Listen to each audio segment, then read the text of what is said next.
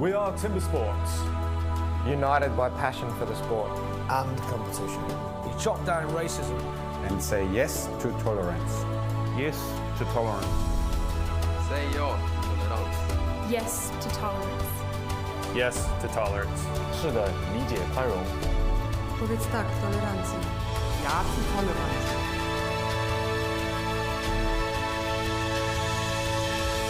We are Timbersports.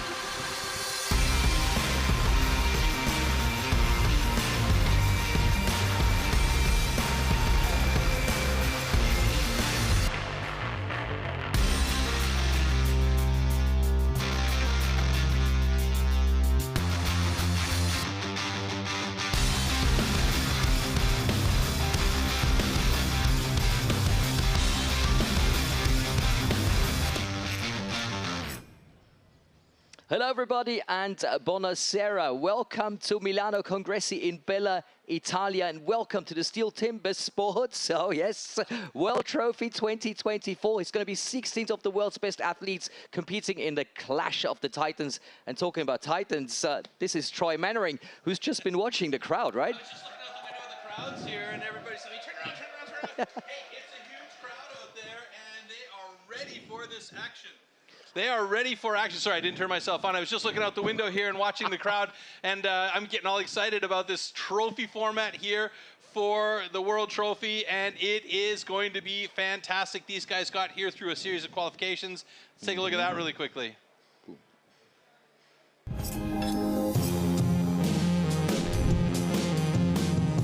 Looks like this. We've got 16 athletes competing today.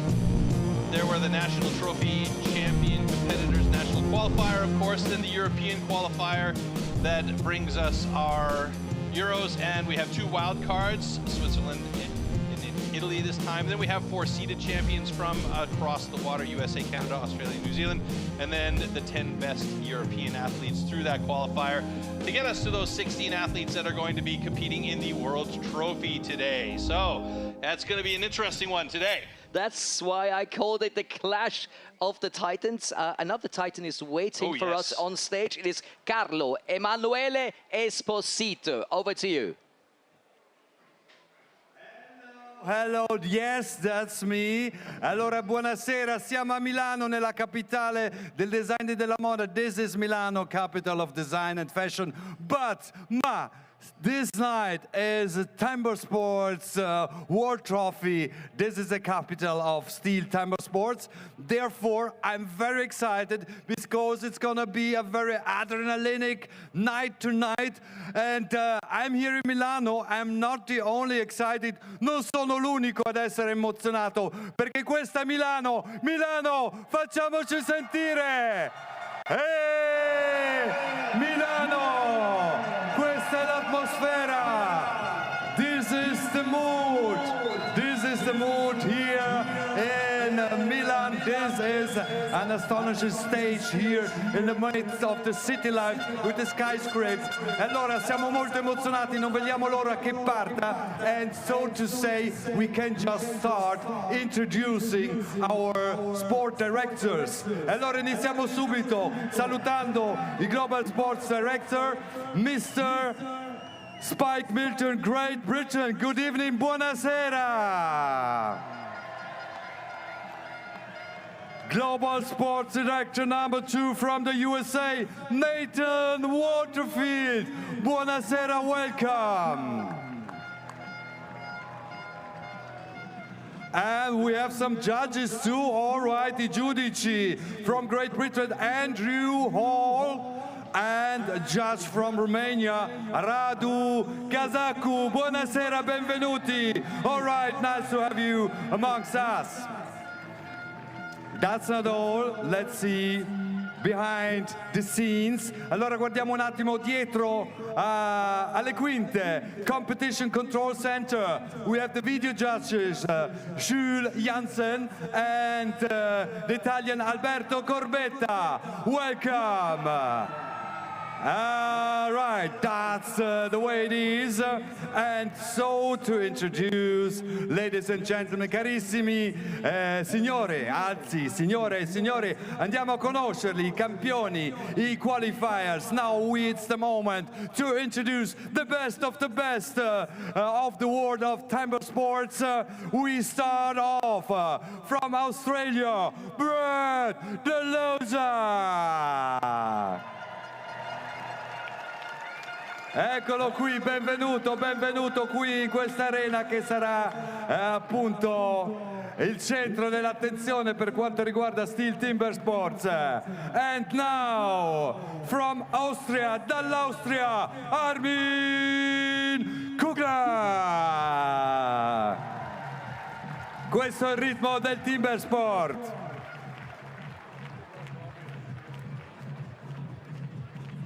E prepariamoci a settare, salutare l'atleta dal Belgio, from Belgium, Koen Mertens.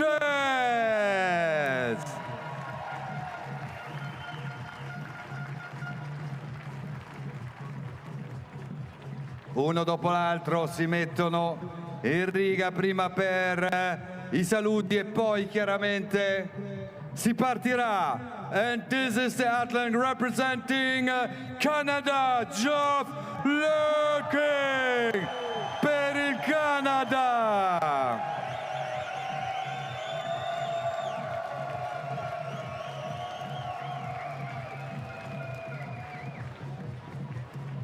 È il momento della Repubblica Ceca, Czech Republic, Martin Kalina. All right, benvenuto.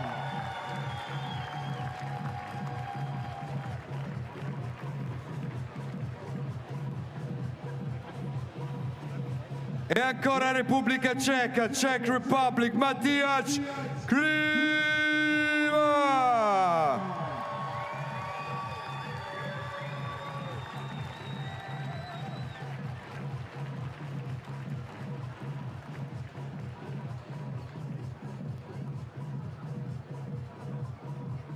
E maintenant la France, e per la Francia, please welcome, diamo il benvenuto a Pierre Pubaré. Benvenuto.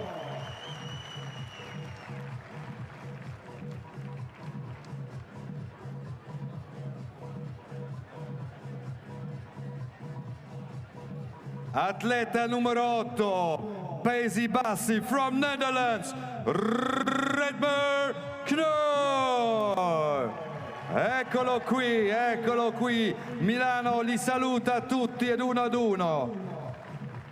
Welcome him one after the other. One after the other, the champions challenging one another. E allora è il momento della Polonia. From Poland, Michał Dubicki. Woo!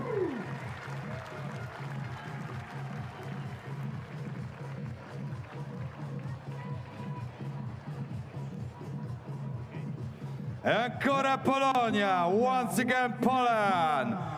Please welcome Szymon Grylva. Eccolo, all right.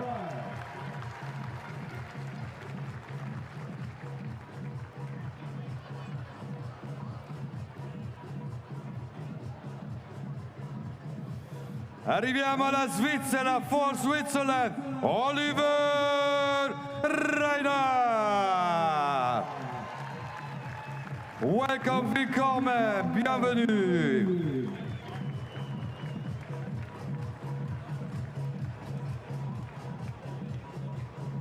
E ancora diamo il benvenuto all'atleta svedese, for Sweden, Emil Hansson.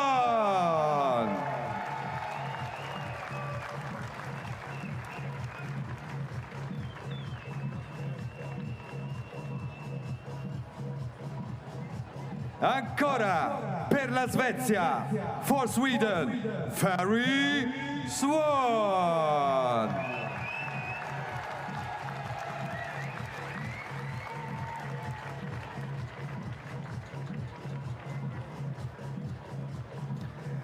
And now, ladies and gentlemen, attenzione, per gli Stati Uniti d'America, for the USA, Matt Coger. All right.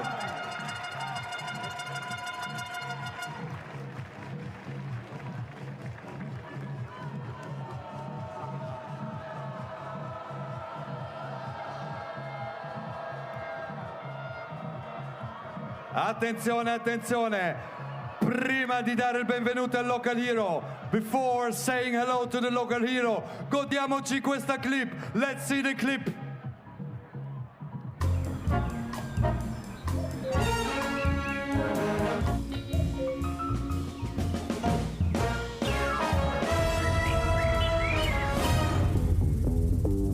Io amo la mia nazione e il fatto di poter gareggiare in Italia, dopo aver gareggiato insomma in giro per il mondo.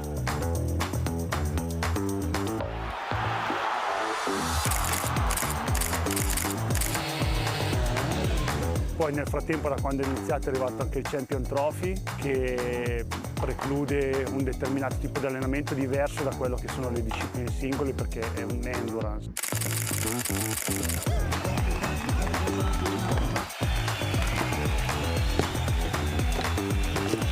Per eccellere ci vuole una preparazione molto più approfondita rispetto alle altre discipline.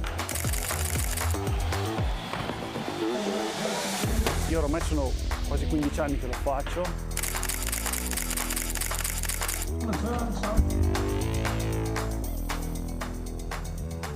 Siamo sempre abbastanza ad alti livelli e ci deve essere questo fuoco che brucia dentro.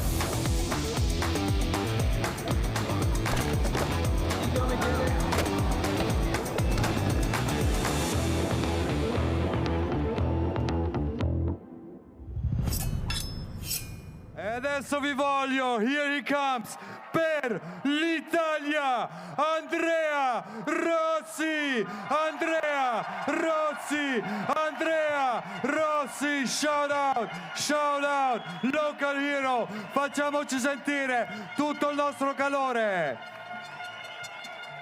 Così vi voglio, ancora, l'Italia rappresentata da Andrea Rossi, ecco il nostro local hero.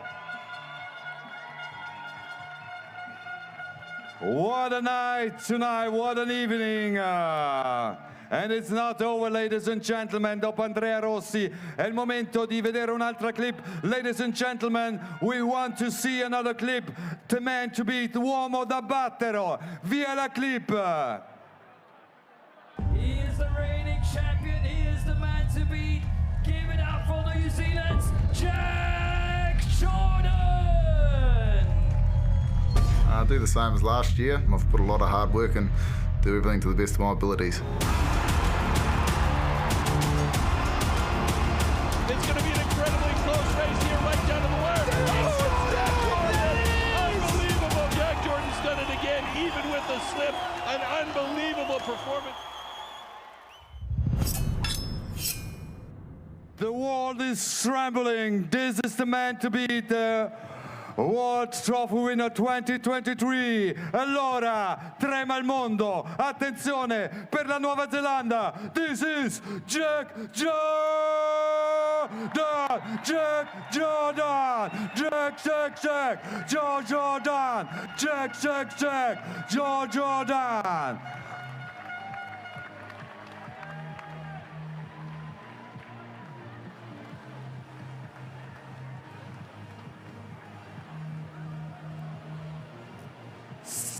We are nearly completed, have completed our presentation of the athletes. Big hands, un grande applauso agli atleti qui presenti. All right, non vi sento.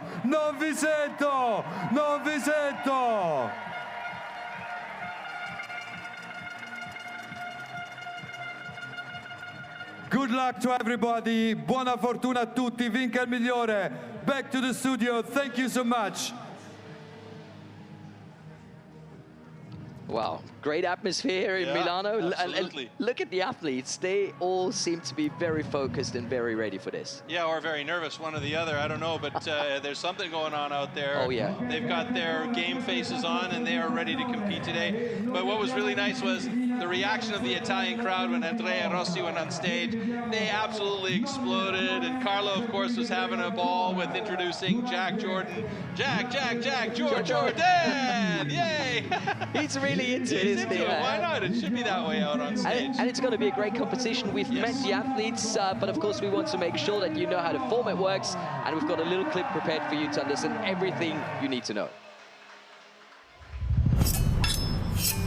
The STIHL TIMBERSPORTS Trophy competition. In the trophy format, athletes have to complete 4 disciplines back-to-back. After the start, they need to cut a complete disc with the stock saw within a 10-centimeter area. From there, the athletes have to complete the underhand chop as quickly as possible. Only after they split the block can they return to the starting point, where this time, the single buck is waiting for them to cut 1 complete cookie. In the final discipline, the athletes have to complete the standing block chop in order to achieve the best possible overall time. Any rule infraction will result in a disqualification and the athlete will be eliminated. All participants must first demonstrate their skills in the time trial. The better the athletes perform in the time trial, the easier their first elimination round will be. The 4 fastest go straight through to the quarterfinals, while the 5th to 12th placed athletes battle it out in the last chance round in knockout duels for the remaining quarterfinal spots. The athletes now continue to compete in a knockout system through the quarterfinals and semifinals. The losers of the semifinals will fight for the last podium spot in the small final.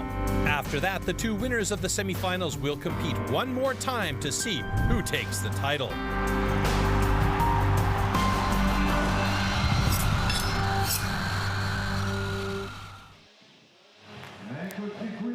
So there's the round of 16 that we're getting to see. These are the heats that we're going to start off with. It's going to be Jack Jordan, the reigning champion, the 2 times in a row winner against Armin Kugler. In heat number 2, Ferry Svan will take on Koen Martens. In heat 3, we're going to see Brad Delosa take on Redmer Knoll. Simon Grönwald and Oliver Reinhardt will have their duel in heat number 4. In heat number 5, we're going to have Matthew Koger and Martin Kalina. In heat 6, we'll see Emil Hansen and Pierre Puberet. Heat 7 consisting of Michael Dubitsky and Andrea Rossi. And finally, in heat number 8, it will be Matthias Klima taking on Geoff Larkin. All right, the returning champion, Jack Jordan, coming out on stage with Armin Kugler. This is not going to be an easy task for Armin Kugler. He has always been a solid competitor in the traditional formats, but in this format, he tends to be running out of gas. But you know what? He is that guy that you can never count out. He is such a solid guy. He just needs to work on that endurance and really be able to fight through it. But this is the beauty of this particular format. It's back-to-back-to-back racing, so if something goes pear-shaped, the guy that has the weaker tail of the tape, let's call it, could potentially win the heat. And this is now elimination, so if you do not win this heat, you are out. So just a little bit about Armin Kugler from Austria. 5th place at the World Trophy in 2016. He's been a 3-time silver medalist at the European Trophy, and he's a 9-time national pro champion for Austria. So the guy has pedigree. There's no two ways about it. Jack Jordan from New Zealand. He's a young guy. He's motivated. He's super fit. The World Trophy champion 2 times in a row now, in 22 and 23. Will he get the hat trick in 24? He's got to start it off right here against Armin Kugler, a tough competitor. So let's see how this goes down. Folks, I got to tell you right now, don't blink. It's going to go by in a flash. World record, by the way, for the trophy format, 53.65 to cut all those blocks. That's insane. Athletes ready. Stand to your timber. 3, 2, 1, go. Very good start by both of these guys. Jack Jordan looking like he's got a clean cut. He cut that a little bit thicker, which is good. That's tactical in this case because he wants that thinner block to be there for the single buck when he comes back after the underhand chop. On the underhand chop, Jordan already the other side of his block. Armin Kugler going for a wide open face on that front side. He'll probably make it a bit narrower on the backside. Jack Jordan is through though and moving back to his single buck. This is what we talked about, why he made that first cut on the stock saw a little bit fatter, so he's got less material to push against that saw and bind on it on his way through on the single buck. Armin Kugler gets through on underhand, but he is really behind the 8 ball now if he wants to try and get anything done. Jack Jordan already on the standing block chop. Armin Kugler halfway through his single buck, but Jack Jordan moving over to the other side of the standing block chop. This should be no competition at all at this point for Jack Jordan. Whoa, big slab came off there, and that's a good time for Jack Jordan. 55.26. That is not far off the world record pace. That is unbelievable. Kugler still fighting to get a time here. He wants to have a time that will put him in some points because there are points at stake for these guys as well. Getting to the 1:15 mark now here, ever so closely. Couple more drivers should do it for Armin Kugler, and you can see he's already pretty much out of gas. Oh, he almost had it there, and one last driver does it at 1:25.80. So that will do it for Armin Kugler.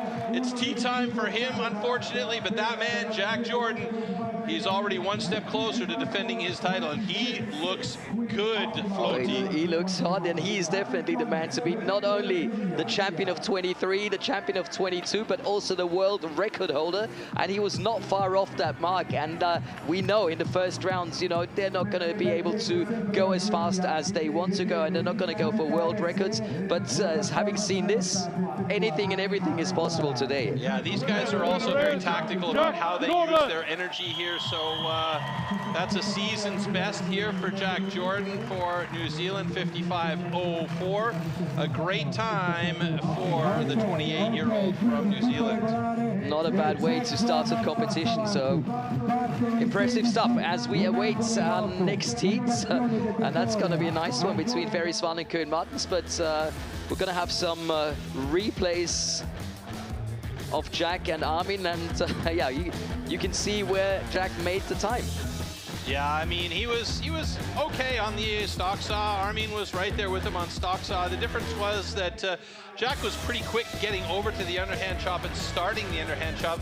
Armin's about 3 drivers behind Jack on the underhand chop, and then something went wrong there for Armin on his underhand. He had a knot or something. It took him a lot longer to get through there, and there was that final driver.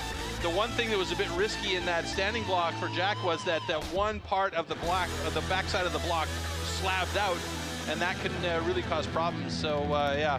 But Armin Kugler, you got to give him credit for really pushing through and fighting all the way to the end of this one. So that's that fighting spirit we love to see with these guys. Yeah, and he's a great competitor, Armin. He's always around. He's always got a smile on his face backstage. On stage, he kind of keeps so that competition face. But if you meet him backstage, he is such a nice person. He's a great character. I mean, I can't say there's any of the guys that are here today or that have been at the events in the past that you could say, nah, I don't like him. You know, they're all really down-to-earth guys. I mean, this is timber sports in general. It's a big family of guys that are willing to help each other out, even from opposing countries. You know, like the Americans or the Canadians come over, they head straight to Switzerland or Sweden, and they train with the teams there to make sure that they're ready for these competitions. Very true. And talking about nice guys, look at that heat. Some of the nicest guys in the business. Absolutely. Ferry Swan from Sweden taking on Koen Martens from Belgium. So Ferry Swan, we mentioned earlier on during the rookies that there are a lot of very fit guys in timber sports these days. That's the trending situation, and Ferry Swan is absolutely among the fittest athletes out there. Koen Martens has been doing this a long time. He's 40 years young. You'd never know it to look at him, though. He is absolutely fit as well. He's the Belgian Series champion. He's 6 times National Pro champion, 6th place at the World Trophy in 2022, and the silver medalist at the European Trophy in 2022. So we know he can do it. Ferry, on the other hand, struggles with this one. He's the winner of the National Trophy 21 and 22, rookie world champion back in 17, 5th place at the World Trophy in 22. But there's always this one little block for him. He's got all the skills to do it, but there's always this one little block. So let's see if he can get by that, because I was told earlier on by Tim Bertolga that Ferry Swan looks relaxed and happy, and that is always a good thing for him at these competitions. So let's see how he handles himself against Koen Martens here. Athletes ready. Stand to your timber. 3, 2, 1, go. Even start by both. Good into the wood. Ferry Swan looking good like that cut. Oh my goodness, Koen Martens was quicker on that cut at the bottom. Very nice by Koen Martens. Ferry Swan and Koen Martens on the first side of their underhand chop. Oh wow. We'll switch to the other side. The pace these guys are cutting at is insane. Koen Martens looking very good on the second side of his block. Ferry Swan right there with him. Who's going to split that block and head to the single buck first? Oh, it's close here. And it's going to be Ferry Swan. Koen Martens a stroke behind. Looks like he almost tripped getting off that block. Here's a discipline where Ferry is very, very strong. Koen Martens well, but Ferry's got the advantage here, using that entire saw as efficiently as you possibly can. Oh! And Koen Martens gets a bit of a hookup, slowing things down. Now who moved to the standing block chop? About 6 drivers behind Ferry Swan, slapping some big pieces as those chips come flying off. Swan to the other side now. 3 strokes ahead of Koen Martens on his second side. Swan gets a sticky axe, giving an option to Koen Martens to try and catch up. And Swan does it with the last driver. Oh my goodness. It looked like it might be close. Koen Martens was on that second side and he wasn't that far behind. 3 drivers was all it took for Koen Martens to get finished after Ferry Swan was done. So that was really a very close race, and basically it came down to 2 or 3 hits on that underhand chop. I think even maybe 1 hit on the underhand chop and getting that single buck caught at the bottom of his stroke. Uh-oh, do we have an issue here? I've not seen a yellow flag yet, to be honest. No, I don't see any yellow flag, but I saw the 2 judges, Andy Hall and Radu Kazugu, talking with each other, so, but it looks like we might be okay. Fingers crossed. On the witness, Ferry Swan. All right, so Ferry Swan gets through that one. He's going to be very happy about that. Yeah, he's going to be pleased by that. So this is a big deal for him. Ferry has usually been pretty good at getting through to the quarters and the semis, but it's always been, you know, head games for him when it comes to the higher pressure situations, but he looks really good this year. So this was a really nice start by both of the guys. They were dead even in the block, but it was Koen Martens that was just a hair faster there.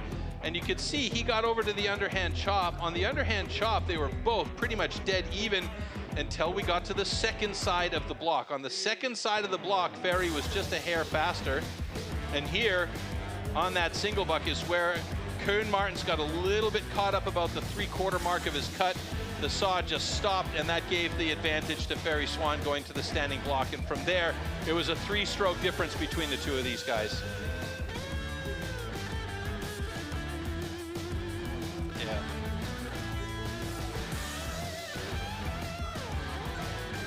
A good run, though, and boy, they really kept each other honest in that heat. Oh, wow, you can say that again. A very, very enjoyable start to the STIHL Timbersports World Trophy competition.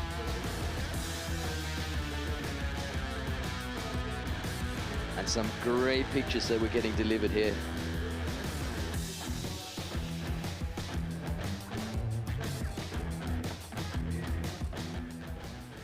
All right. Ready for the next heats. It's time to say hello to Brad De Losa, the legend, and Redmer Knoll, who really had a great season 2023. Yeah, Redmer took steps in 2023 to move to the next level in his development. I mean, at 30 years old, he's not exactly a young gun, but he's still got a lot of life in him.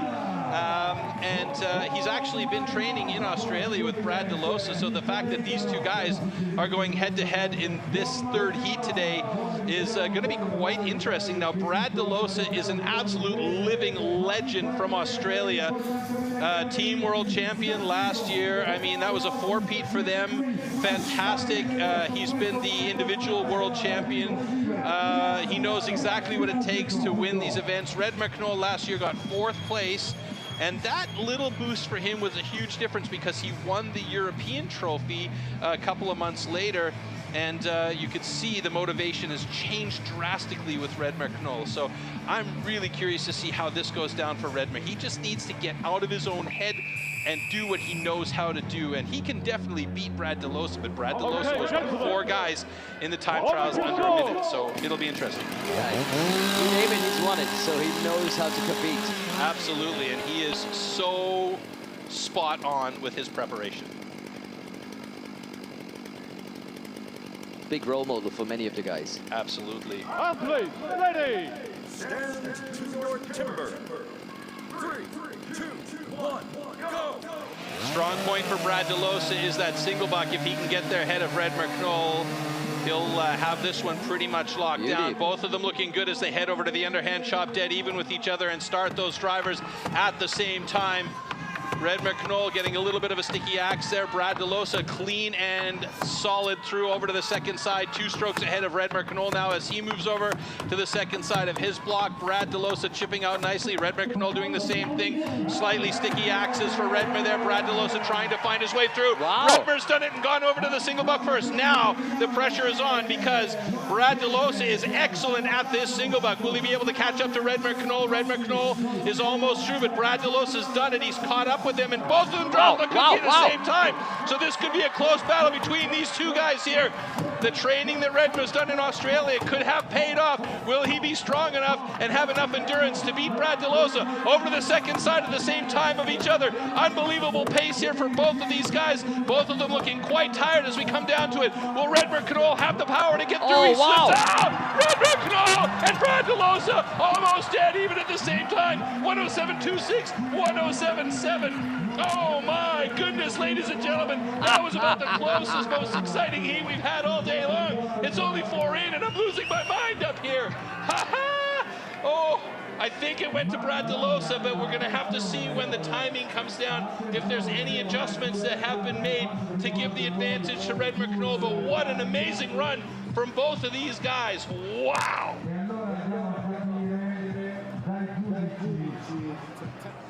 Whew, you can really feel the tension now. And now I think they have to go to picture to see how close that was at the end. Our time is still running here. The timers never stopped it on the buttons. I think they were getting too excited like I was. No, I think it was your voice that restarted time.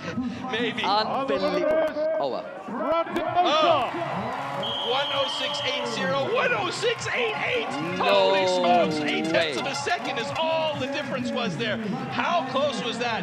Now Redmer has to look at this and go, hey, that was an awesome run for me.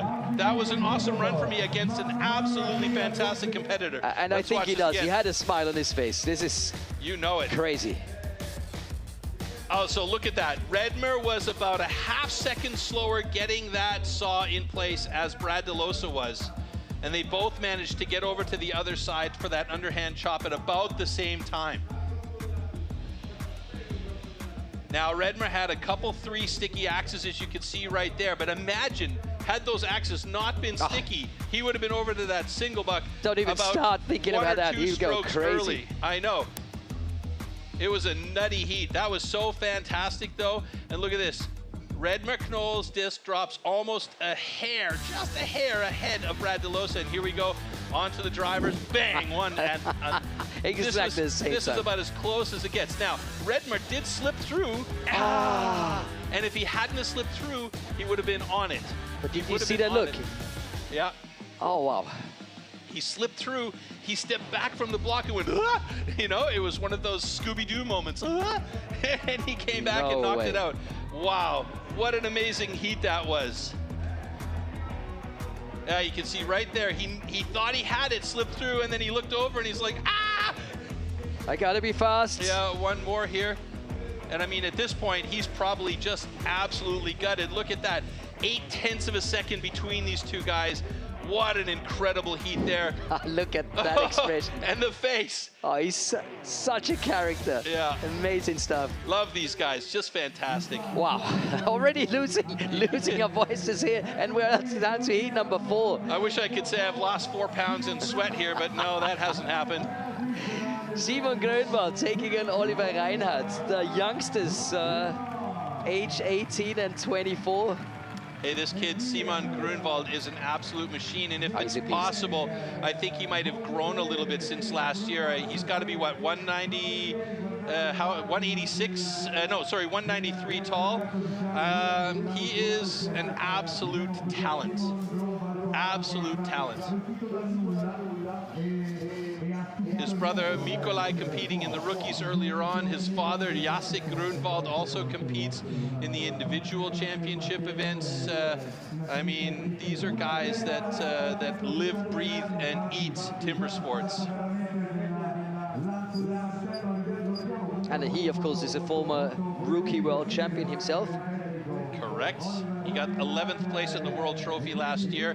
In fairness to Olli Reinhardt, though, in 22, he cut his hand really badly at the World Trophy in Vienna last year. He wasn't exactly 100%. So, yeah, silver medalist at the Rookie World Championships in 2022, winner of the International Swiss Trophy in 2022. So, yep. Olli Reinhardt can do it. He just needs to do it. I'll tell him you said so. Yeah, yeah, please do. Athletes, ready! Stand to your timber. 3, 2, 1, go! Oh, good lift by Simon Grönwald. He got in there quick. Different styles here as well, as Simon opts to keep that motor mid-set, and then he heads over to the underhand chop. Now watch the speed of the underhand chop by both of these guys, but in particular, Simon Grönwald is so quick with that axe, and he's quite accurate. Over to the other side now. He's about 3 strokes ahead of Olli Reinhardt, who's moved over to the other side. I've just created a new family name for both of these guys here. Simon now onto the single buck. Whoa, that took a while for Olli to get through there. And this one, oh, Simon Grönwald gets hooked up. And Reinhardt now starts on the single buck. He got to get that thing going, though. Grönwald is through and moving on to standing block chop. Big chips getting hanging off that block now as he is pushing hard. Here comes Reinhardt onto the standing block chop. Reinhardt's a big, strong lad as well. Can he get caught up with Grönwald? Nope, it's not going to happen, and that is a time of 59.74 for Simon Grönwald, a new personal best. And I'm telling you, you got to watch out for this guy today. He is super motivated. Olli Reinhardt will get a personal best as well with 1:11.47. Love it. He's not going to like the fact that he's eliminated, but that personal best tells you everything you need to know about the training that these guys have put in to make sure that they're ready for this. And look at that. Camaraderie, yeah. Camaraderie is fantastic. Simon Grönwald goes over and immediately shakes the hand of Olli Reinhardt, who he knows is a top competitor. And the stamina of this guy is not to be underestimated. Nope. You know, it's like a long competition, and you got to be fit, and this guy really is fit. The amazing thing is that Simon was the rookie world champion last year and then competed in his first world trophy last year as well. Didn't do bad at all. No, he didn't do bad. He got out, I believe, in the quarterfinals, but he was right there. I mean, you know, he is a guy that you have to really keep a close eye on. But we keep saying that about all these young, talented athletes, and it's just absolutely fantastic. Beautiful stuff. 4 heats over, and already the fire is here in Milano. Crowd really having a ball. You could really hear him get into that competition. Yeah. So this was a great start. Now look at the angle of Simon's bar on that saw. He keeps the motor mid block and just uses, you know, like a torquing action to pull it down here on the underhand chop. Olli Ollie Reinhardt getting in really nice, accurate drivers, really on point. Big chips in the way, though. Now, I called Simon's hits a bit more accurate than that, but you can see it's a bit steppy in there. But you know what? By virtue of the fact that he's hitting that thing at like a 4-to-1 pace, you know, he's not going to be perfectly on point. If he was, that would be even ridiculously faster. So here, Ollie has a bit of trouble starting that saw, but Simon's already more or less 90% through by the time Ollie really gets his rhythm going. And then he just doesn't have a chance against the power of Grunwald as he switches over to the second side of his block here and just takes it down. There's that final driver on the far side of the stage as Ollie Reinhardt moves over to the other side, never giving up. And he definitely wanted to have that time because that's also important for points in the season. Yeah, and both athletes about 5 seconds faster than the personal best they had before this competition. So that's something both can be proud of. Yeah, absolutely.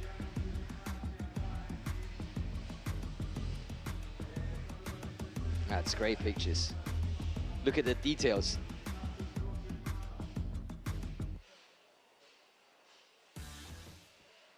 Eccoci qui, now we are live. We are with Simon Grunwald, Poland, and Oliver Reinhardt. Just a quick question for the Swiss athlete, Oliver Reinhardt. What does it mean to compete in such a competition like the STIHL TIMBERSPORTS World Trophy here in Milano? Oh, it means the world to me. To be amongst the great athletes that this world has to offer. To give it a shot is all it is, yeah. Per me è bellissimo essere qui a Milano, vi voglio sentire fra i migliori del mondo e quindi è un'esperienza fantastica che auguro a tutti. We have seen a great performance of Simon Grunwald. I jump to this side. Simon Grunwald, for you being here in Italy, having this competition, passing the first round, what are the feelings for you, Simon Grunwald? I'm feeling pretty good because this place is very nice and this is first start today and I am a good race. Ok, dice che mi sento benissimo qui a Milano, è stato una partenza spettacolare e quindi voglio crescere ancora durante questa manifestazione. Un applauso, big hands to Simon Grunwald and Oliver Reinhardt. Back to the studio, this is STIHL TIMBERSPORTS World Trophy 2024. That was nice to see. Yeah. And Simon's English has improved immensely in the last year. So big shout out to him as well. We were, you know, Ollie is often with Simon because Ollie speaks Polish as well. So the two of them are hanging out quite Yeah, I think Ollie speaks like 27 languages. Yeah, I mean, the very kid's, talented guy. Kid's a brilliant guy. So Matthew Kogar taking on Martin Kalina. Matthew Kogar, one of 4 athletes in the time trial that had under a minute. He's absolutely motivated to take the top spot this year, and he is considered to be definitely a favorite.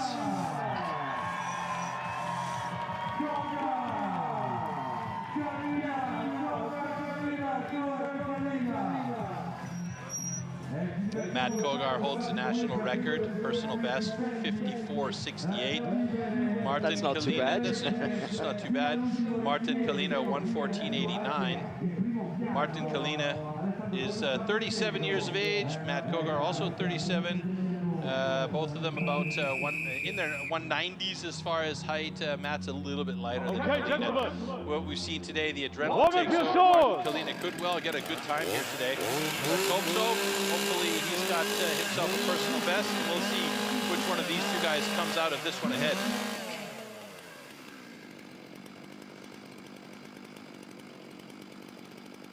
Athletes ready! Stand to your timber.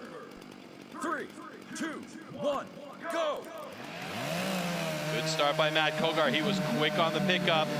You can see that cookie's pretty thick, leaving less material there for the single buck. Martin Kalina, good cut, and he is on the underhand chop, 1 stroke behind Matt Kogar. Kalina looking good right now. He's got to keep that pace up, though, if he wants to keep up with Matt Kogar. He knows he's got a solid competitor on the other side of them. Both of them over to the other side of their blocks at roughly the same time. Wow. Matt Kogar through quickly, though. Kalina still working on that second side. His drivers aren't super powerful, nice and accurate, though, and Kogar is already 3/4 of the way through that single buck, and Kalina has now made it over to the single buck to start his cut, and now Kogar is going to step to the standing block chop and start.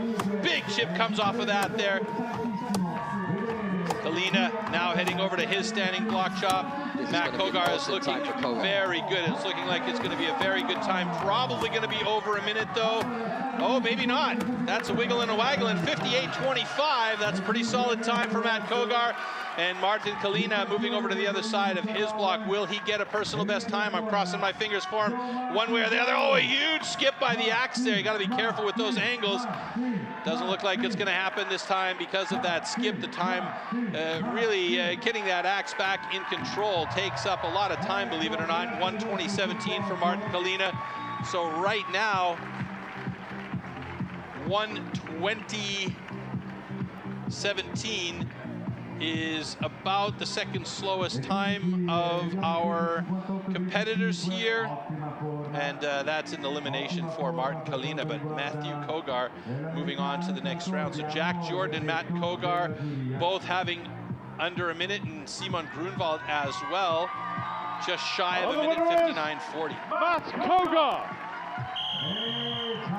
The crowd is really into it now. Yeah. Love that. How can you not be? I mean, the excitement of the trophy format, the speed, the intensity, the battle, all of these guys put out there on stage to make sure that they are really good to go and keeping it active. I mean, you can't stop. You have to keep going, you know?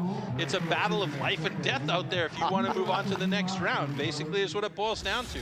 Yeah, Milan is presenting itself in real beauty. The weather is perfect. Yes, after the rain of the last days, yeah, it's thankfully, you know, some fluffy white clouds up there that aren't looking too threatening, and it's a sunny, warm day. And there you see Kalina getting some nice drivers in, but on the second side of this underhand chop, there was just something that was not quite on point for him. I mean, his accuracy on this first side, okay. On the left side of the block, right side, not so much. Here you see that single buck, but at this point, Matt Kogar leisurely walking over to his standing block chop. And last 2-3 drivers here, I think, for Matt Kogar. You can see it just wiggling and waggling there. You kind of know on these blocks sometimes when they're going to go, and there you can see Kalina. Look how accurate those drivers are from Matt, though. I mean, those walls, or those cut edges are smooth. There's no steps at all. Very smooth. And as we, you know, as you say, the more accurate you cut, the faster you're going to cut, because you're not cutting into new material every single time. So that's a really nice run from Matt Kogar. He's not rushing himself. Yeah, he's relaxed. He looks relaxed, but intense at the same time. You know, there's a certain amount of intensity in there, but just enough to make sure that he's doing what he needs to do in order to get to the next round. Oh, that is one we've been waiting for.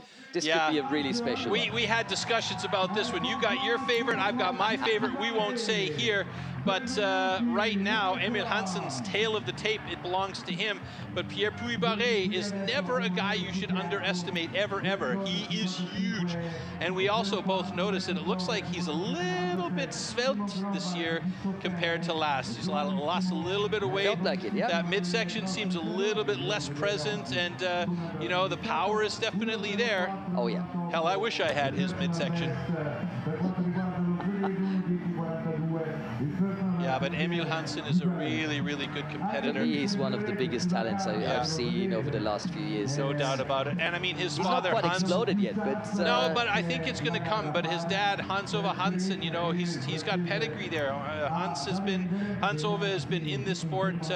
You know, it seems like a million years. I remember calling the events 10, 12 years ago, where Hans-Ove Hansen was always in the mix there on the top of the podium, and you know, he has shown what that pedigree can do for his son. And of course, Puy-Barré having the World Championships this year in Toulouse, knows that this is going to be a very important year for him. So maybe that is one of the reasons why he seems to be a bit more edgy, a bit fitter than we've seen him over the last 2 or 3 years. Yeah, 4-time winner of the national trophy, so he can do it. Let's see if he can do it against Emil Hansen. 3, 2, 1, go! Good pickup by both of these guys. It looks like a good cut by Puy-Barret as he is through first. Who's quick over to the block, both at the same time. In sync, look at that. Bing, bang, boom, and they are in sync with each other. Puy-Barret a little bit faster now, but he got a sticky axe, but so did Emil Hansen. Emil Hansen over to the other side ahead of Puy-Barret, about 1 stroke ahead now, but will Puy-Barret be able to catch up? He was deeper on the first side. No, Hansen's got it at the single buck. This is a discipline where he's very good, but so is Puy-Barret. He's got a big, long reach, so Puy-Barret could use that saw to his advantage. Emil Hansen really stretching into it, though, using the toe. Puy-Barret is going to have a chance here, but Hansen left one little piece on the end. So now it's 1, 2, 3 strokes, 4 strokes ahead of Puy-Barret on that standing block chop. So the power of Puy-Barret has got to come into play now, as Hansen's already on the second side of his block. It looks like Hansen's going to do it. Puy-Barret isn't even onto the other side yet. He slapped that one out. Some big pieces flying everywhere. Hansen's got a sticky one there, but he's done it. Hansen's done it in 1:05.80, and it's not the fastest time in the world, but it'll do, and it's enough to take out Puy-Barret, who's still trying to get a time there, and his time is 1:15.25, so slower than his PB, both of these guys, in fact. But Hansen was not far off his personal best. Not he wouldn't far. have had those problems at the end. Not far. It was an interesting situation, though, because both of the guys were on the underhand chop at the same time. So stock saw is moot. Let's knock that one out of the park here. You know, on the underhand chop, both of them were in sync on the first few drivers, and I thought that Hansen went over too early, but he felt confident enough to be able to switch to the other side. Puy-Barret switched to the other side about a half or 1.5 strokes after Hansen, but was longer finishing the cut. So that was the difference maker there. So it's Emil Hansen through to the quarterfinals, as we await not only the local hero, but also one of the big favorites. But of course, we've got replays and slow motions coming up. So you can see both of these guys had a real good start in the stock saw. So basically, this one is a wash. Those cookies dropped essentially at the same time over to the underhand chop. Now, if I'm fair, Puy-Barret was the faster cut on the stock saw, but between the two of them getting over to that underhand chop, Hansen was faster. They both started at the same time, and we even noticed together they were both in sync for the first 5 or 6 drivers. Difference is that Puy-Barret took 1 or 2 extra drivers on the first side, and Hansen switched over. And there was that little tab on Hansen's single buck that could have caused problems, but he was adept enough to be able to hold the saw in place and cut that last bit off. It was very small. Kept his cool. Yeah, and there, the last 2 or 3 drivers for Hansen on that standing block chop to finish it off. And that was a nice run for both of these guys, battling really well. And look at those pictures. Like a postcard.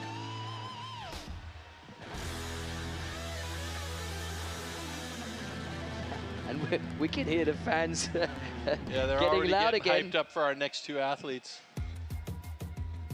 I wonder why. Could it have to do something with a guy named Andrea Rossi? It might have, yes. And there he is. This is our heat number 7. It's Michal Dubitsky taking on Andrea Rossi.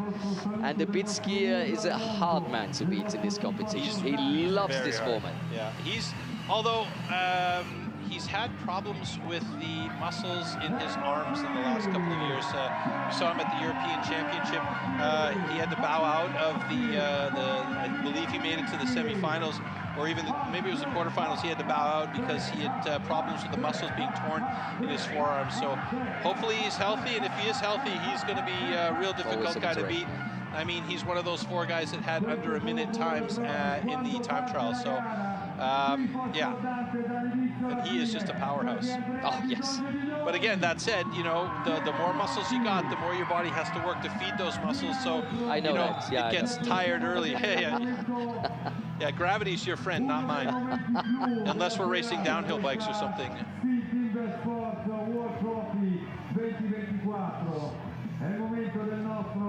Andrea Rossi, 4-time Italian Pro Champion, 12th place at the World Trophy in 2018 and 2019, so at least he's consistent. Silver medalist, World Trophy 2023, that's Michal Dubitsky, 4-time National Pro Champion, European Trophy Champion 2019 and 2021. Those were those fun years that we were doing everything indoors. Okay, Masks gentlemen. on. Yeah, and last year's final. Warm up your swords. It was so close. Oh, yeah. I believe you had second place last year, didn't you? Yeah. Silver medalist. Correct. That is second place. Silver. Yeah. I'm good like that. I know these things. Oh, wow, all right, here we go. Athletes ready. Stand to your timber. 3, 2, 1, go. Very quick start by Andrea Rossi. He's got a lot of support in the audience here.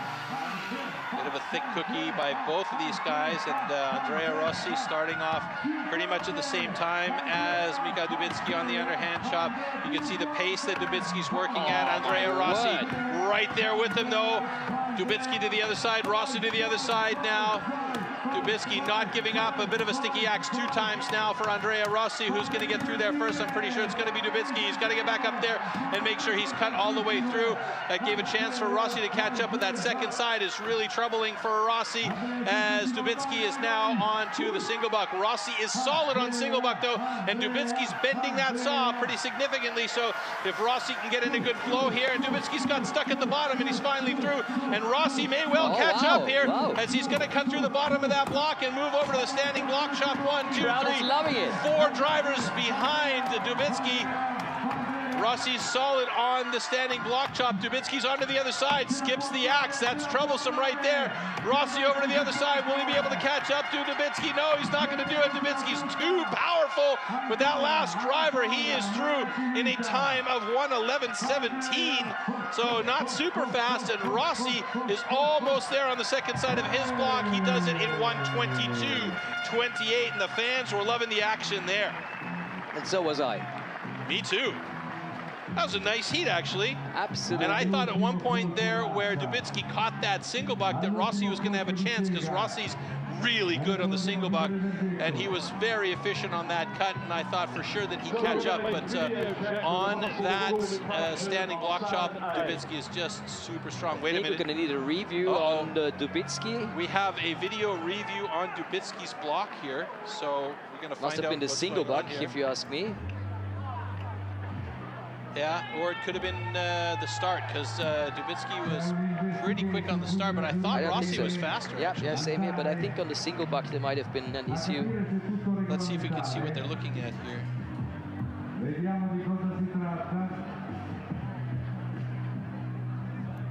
Fingers over the line at the start, really?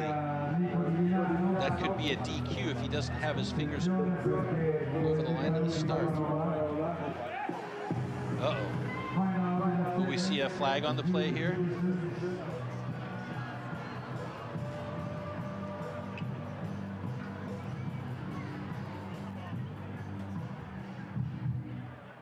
But obviously they've come to a decision.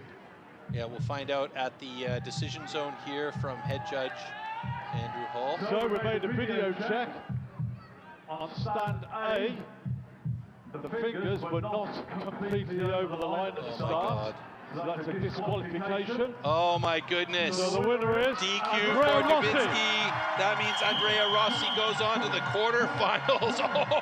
Oh, that is a kick in the rear for Dubitsky. That is an unusual mistake for Dubitsky, who is an absolute professional, and he probably just didn't pay attention with all the excitement here that he had a finger behind the line. They have to have all fingers over the line.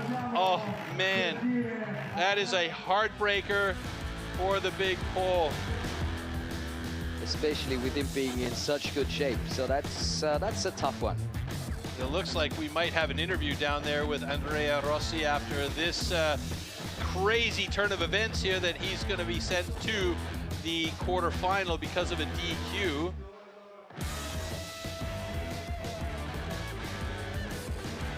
But this is a good example to see how much technology there is in STIHL Timbersports. So we've got so many cameras, we've got so many referees checking everything is all right, that even these small mistakes are found, and if that's the rules, that's the rules. So let's head down. I think we are ready with the interview with Andrea Rossi.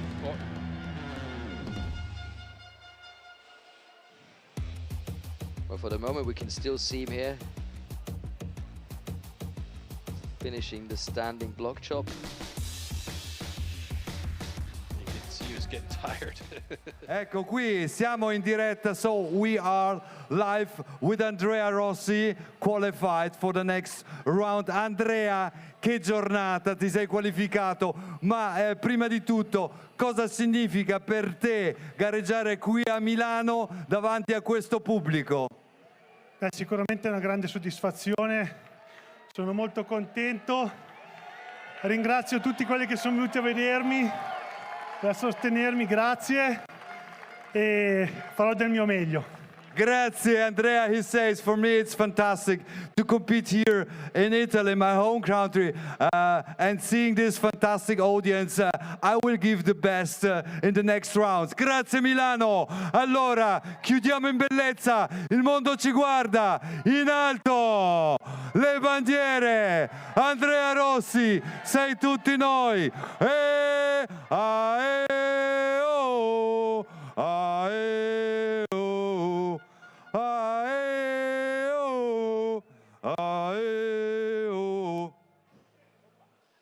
So Carlo also is a very talented singer, as we have just realized. Yeah, having fun out there, and so it should be.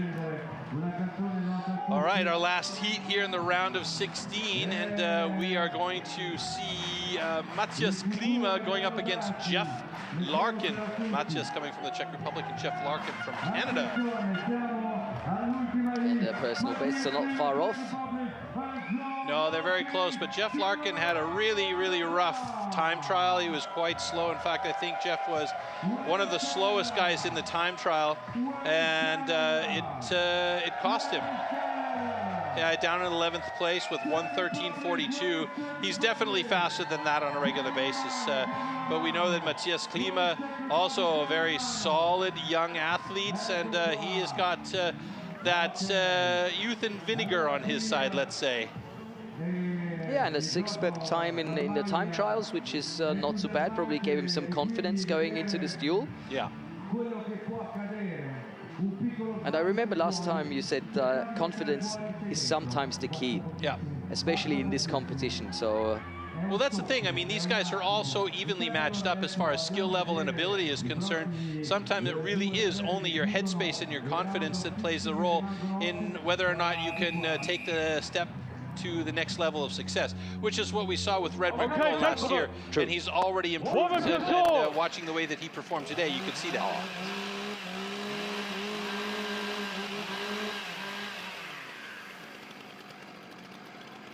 All right, Jeff Larkin representing Canada, stage right. Matthias Klima representing the Czech Republic, stage left, getting ready to go. Here we go. Stand to your timber. 3, 2, 1, go! Very quick pickup by Matthias Klima. Jeff Larkin is an expert with the saw in hand, and he is right there with Klima on the cut as he heads over to the underhand chop. He starts a half stroke ahead of Matthias Klima, but Matthias Klima has got that speed on his drivers here.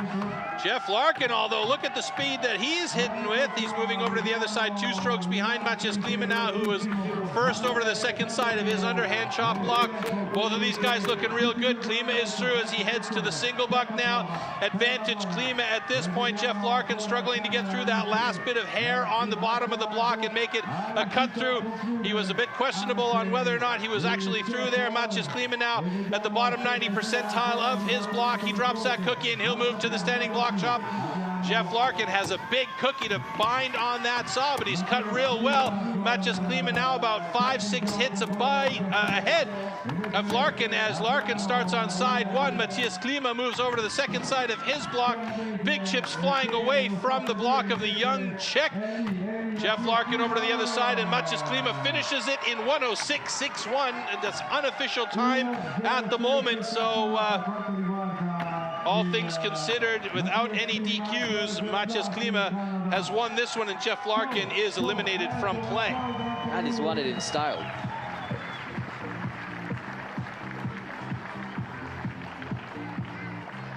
Not bad at all. Matthias with the bronze medal at the European Trophy 23, winner of the Czech Trophy 23, rookie European champion 21, so he's been making his way up there. Yeah, and he's only 25. Yeah. So. Jeff Larkin, 4th place in the National Trophy for Canada, 22 and 23.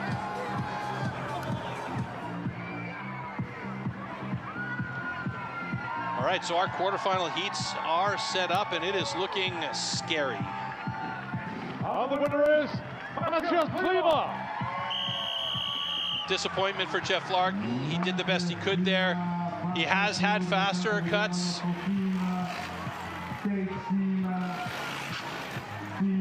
But Matthias Klima moving on to the quarterfinal. What a beautiful day here in Milano.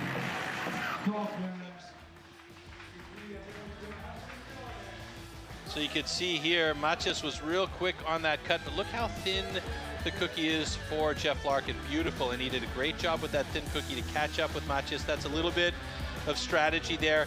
Moving over to the other side, he was about 2 strokes behind Matthias as he moved over to the other side, but it was that second side that just caused problems for Jeff.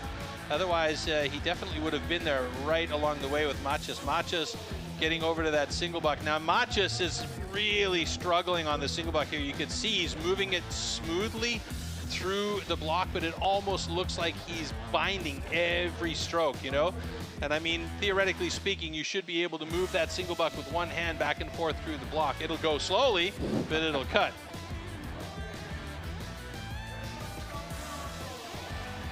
Yeah, that's the key for that single buck, is just really having a nice, smooth, relaxed flow, you know, not forcing it or anything like that. Jeff really working hard on that second side of the block, but just was already finished as Jeff moved over to the second side of his block. And that was a very nice, clean finish by Matthias Klima with a bullet there. And of course, our stage crew doing a fantastic job. Maybe we can get some visuals of the stage crew up there, because they play such an important role for the safety of our athletes. You know, all of the stuff that's dropped onto the stage, from cutting and chopping and sawing, it can be a dangerous scene up there. It's almost like a minefield if you're not careful. So let's take a look at what's going on here. Oh yeah. So the quarterfinals, consisting of Jack Jordan taking on Ferry Swan. We've got Brad DeLosa against Simon Grunwald. That should be interesting. Matthew Koga taking on Emil Hansen. Oh my goodness. And last but not least, the home crowd love man Andrea Rossi against Matthias Klima. Those are 4 incredibly difficult heats for all of the guys that are in there. Jack Jordan, you know he's strong. He's been rocking and rolling all day long. Ferry Swan, he's happy, he's relaxed, he's motivated. He's going to push Jack Jordan for every centimeter of wood. Brad DeLosa against Simon Grunwald. The ages battle here. Wow. Yeah, the young man at 18 years old going up against the 40-year-old Brad DeLosa. Maybe I made him a little bit older than he actually is, but he's been around the sport forever. So yeah, it's going to be an interesting couple of first heats there. And off we go, quarterfinal number 1 between New Zealand's Jack Jordan and Sweden's Ferry Swan. Oh my goodness. The electricity is intense in the air. And there's a great fan block of Swedish fans wearing the yellow Swedish jerseys, and I do believe Ferry Swan's mom is in the mix there, and there's somebody holding up a flag with the yellow cross. One, right? Feel the axe on. It's great. That's absolutely fantastic. Yeah, that's our kind of humor. Yeah, dad jokes. Absolutely. Milano Congressi, Bella Italia. The weather is absolutely fantastic. Yep. It's still warm, it's still sunny, but our athletes, they have some nice shade there.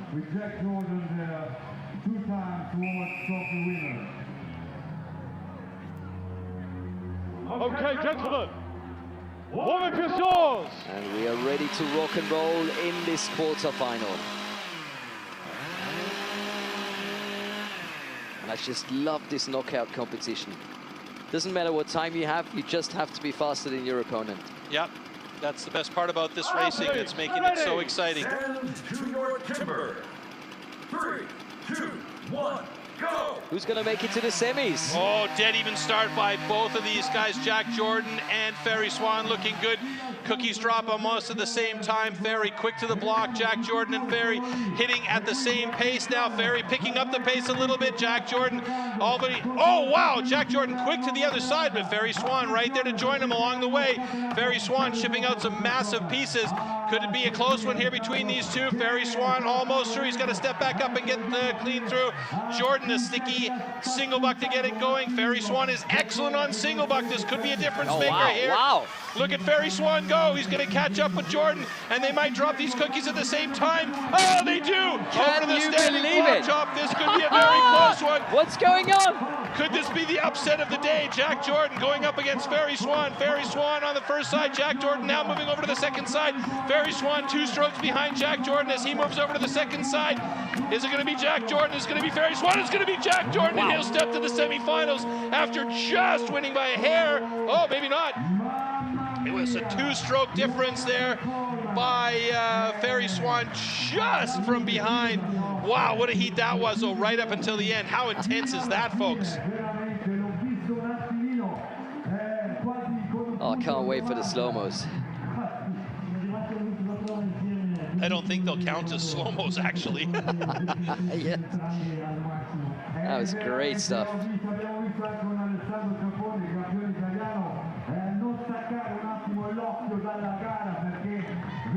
How good was that? Yeah, that was a great battle. I'm waving frantically out the window at my wife and son who just arrived. And the winner is Jack Jordan. All right, so Jack Jordan under a minute. Again, one more step towards a three-peat. Ferry Swan, he kept him honest throughout this whole heat. Jack Jordan knew he had a battle on his hands with Ferry Swan. Look at this. These guys started stock saw at the same time. So again, this situation, you can throw this one out the window. Look at the intensity on Jack Jordan's face there. Heading over here, Ferry Swan was actually quicker to get that axe moving into the block, and then the pace that he is so hitting fast, and he moves like a cat. Yeah.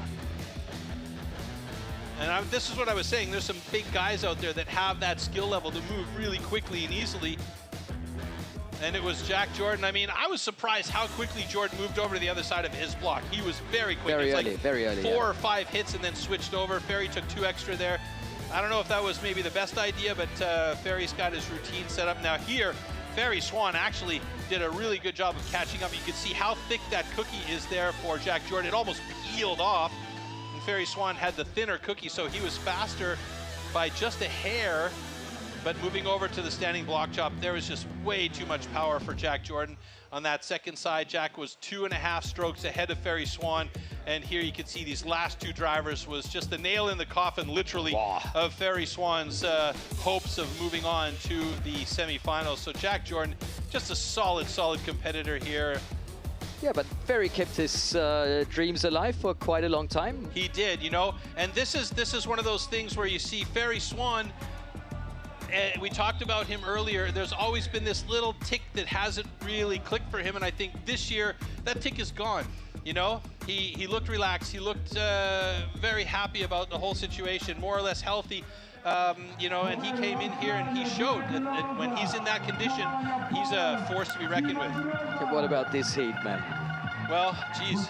Doesn't get much better than this. Yeah. Brad DeLosa taking on the youngster Simon Grunwald. This is going to be very interesting because DeLosa's national record time of 57.59. Simon Grunwald at 18 years old with a personal best 59.40. I mean, that's crazy. madness. So Grunwald is going to be running on pure adrenaline in this one. But the problem for Brad DeLosa here is that pure adrenaline is accompanied by a significant amount of skill. That's true. And he's only 18 years old. We keep forgetting because he's been competing so much. Crazy. But the talent of this man and the physicality is... Rookie world champion last year, competed in the trophy last year, and now competing in the trophy this year, looking for a chance to get to the semifinals.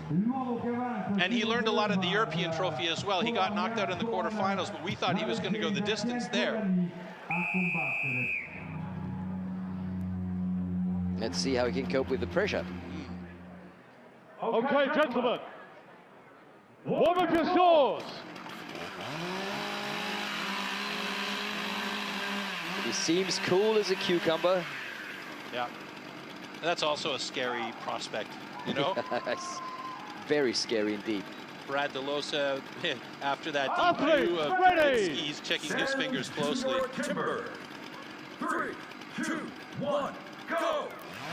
Oh, very nice start by DeLosa. He was quick on that. Saw Simon Grunwald right there with them. Cookies drop roughly at the same time. Grunwald over now to the underhand chop. The underhand chop looking good for both of these guys. Oh, Grunwald chipping out big.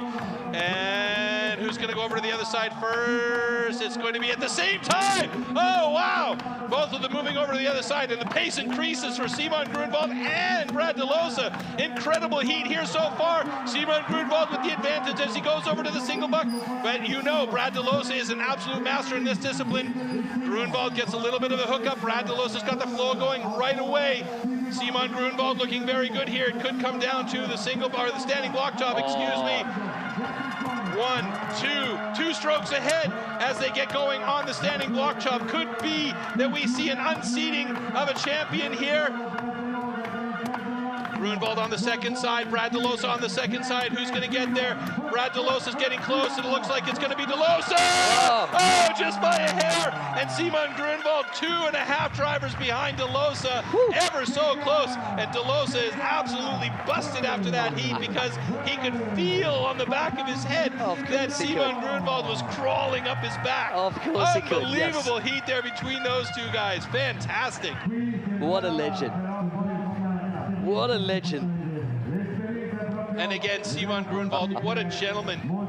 Immediately heads over there. Even after losing that heat, he knows he's gone up against the legend, and he held him to the very last second.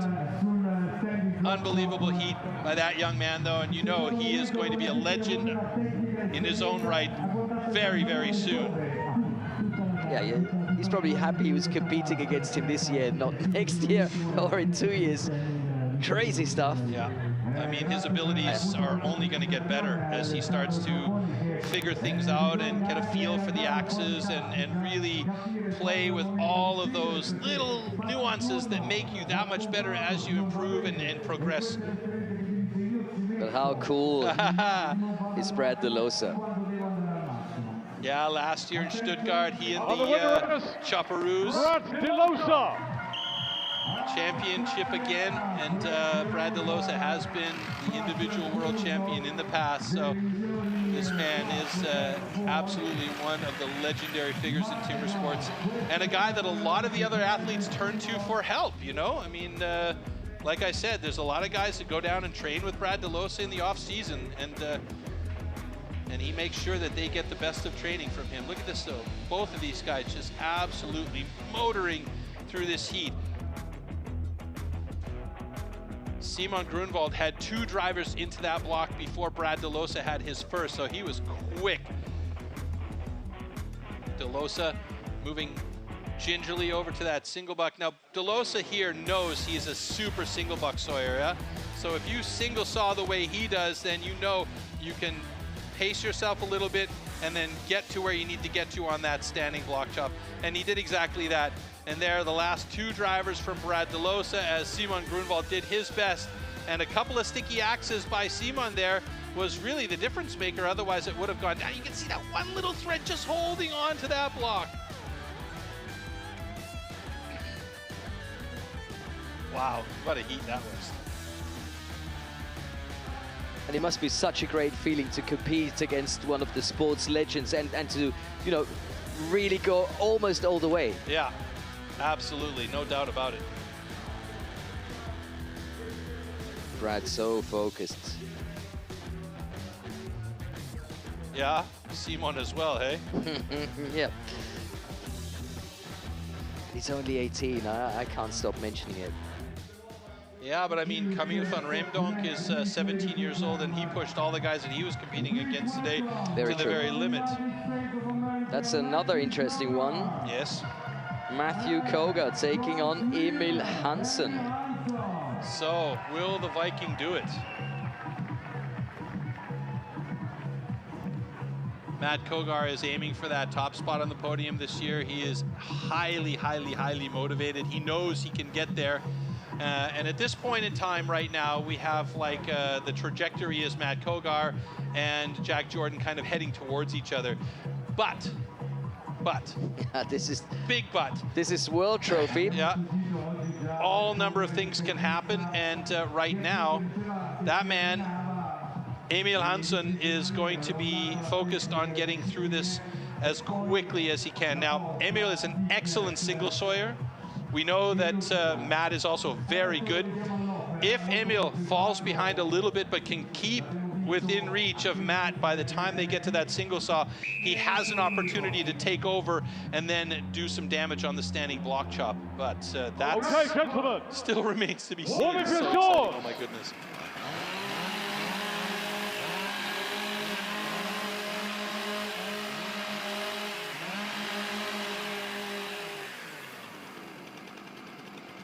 That saw is very close to that block. Hopefully he doesn't chip it on the way up. Ready. Stand to your timber.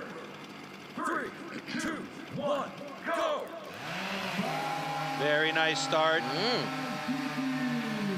Thin block for Emil Hansson. Both of them, oh yeah, right up there on the underhand chop at the same time, in sync with each other. Very nice hits. Drivers are looking good, chipping out nicely. Oh, sticky axe, but they're both over to the other side at the same time.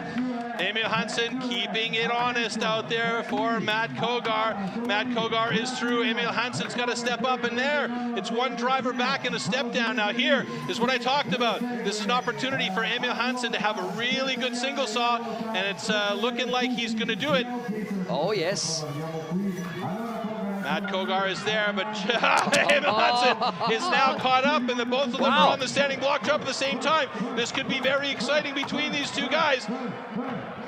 Matt Kogar moving over to the other side. One driver ahead of Emil Hansson. Emil Hansson looking good. He's got the power. Matt Kogar is through almost.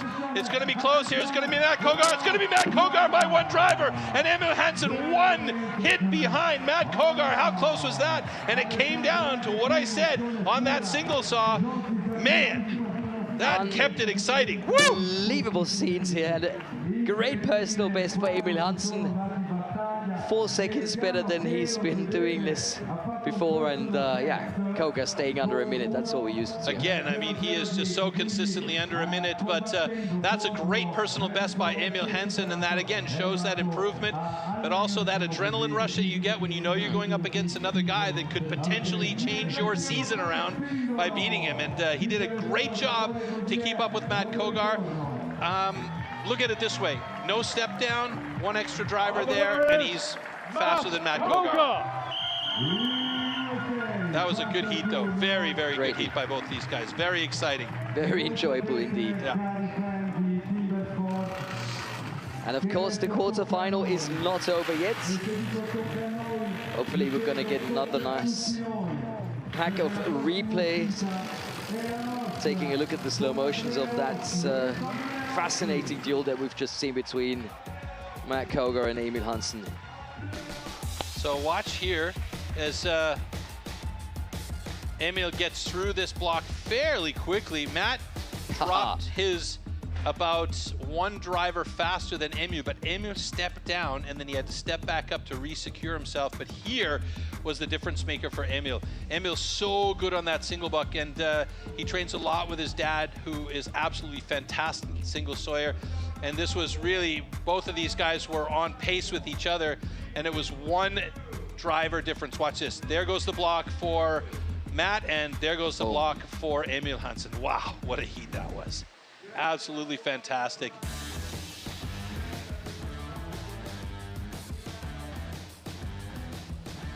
These guys work with so much precision. That's fascinating. One more hit. Troy. Yeah, then we get into the semifinals, which should be super, super interesting. So either Andrea or Matthias in the semifinals. That's a bit of pressure for the both of them. Can you imagine how bananas this audience is going to be if Andrea Rossi manages to beat the young gun from the Czech Republic? It could be it. It could be it. I'd love to see it. I mean, best of luck for Matthias, but imagine Andrea getting to the semis. Well, after so many years, 15 years of competing in timber sports, you know, it would be just desserts for him to get to that position, and especially against a young guy like Matthias Klima, who's got a future of timber sports ahead of him. I'm sure that Matthias wouldn't begrudge him that position, but he's not going to let him go down easy. No way. He's a competitor. There's no toilet flushing going on here just for the sake of cleaning the water and changing the water, you know? Very true.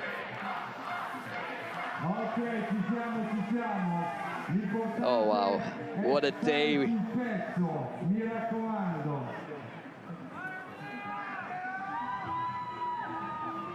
Already saw some great competitors at the Steel Timber Sports Rookie World Championship on that stage, but what we're getting to see now is just crazy. Oh man, I just love this format. The excitement level is just through the roof with this format, the trophy format.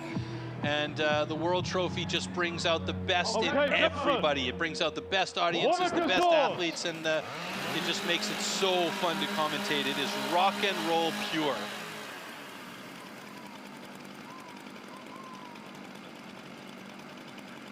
So there's that infamous blue line. Athletes, ready! Stand to your timber. The infamous blue line. 1, go! Wow, great start, great start. Matthias Klima was a little bit quicker on the start with that saw, but... Oh, he forgot the glasses, he forgot the glasses. A little bit of a flub, that's okay. Rossi needs the glasses, he can keep the glasses on because they're prescription. Okay. He's got them tied onto the back of his head for that very reason, so it's not a situation where he can get DQ'd or anything like that. Matthias Klima over to the other side of his block quickly though, and working through that second side. It looks like he is through and heading over to the single buck. Rossi got a bit of work cut out for him here on that second side. It looks like he might have hit a knot or something, and now he's moving over to the single buck. Rossi knows this discipline though, as he is a very good single sawyer. Could he catch up with Matthias Klima? Matthias is rocking that saw a little bit, so he's a bit slow there. Rossi doing his best to catch up, and he's got the audience in his back now. Rossi moving over to the standing block top. Matthias is about 6 or 7 strokes ahead of Rossi and moving over to the other side now. Matthias Klima with a distinct advantage on that standing block chop. Rossi moving over to the other side. Both of these guys getting tired, but you can see the fatigue on Rossi, and Matthias Klima drops it in 107.99 unofficial. Matthias is going to take this one, barring any DQ. I don't think it'll be a problem. And Rossi, you could see, is tired now as that final axe driver gets him the time done in 129.9. Still looked like he had a great time out there. Look at the fans waving the Italian flags. Yeah, they love him, and that's all the way it should be.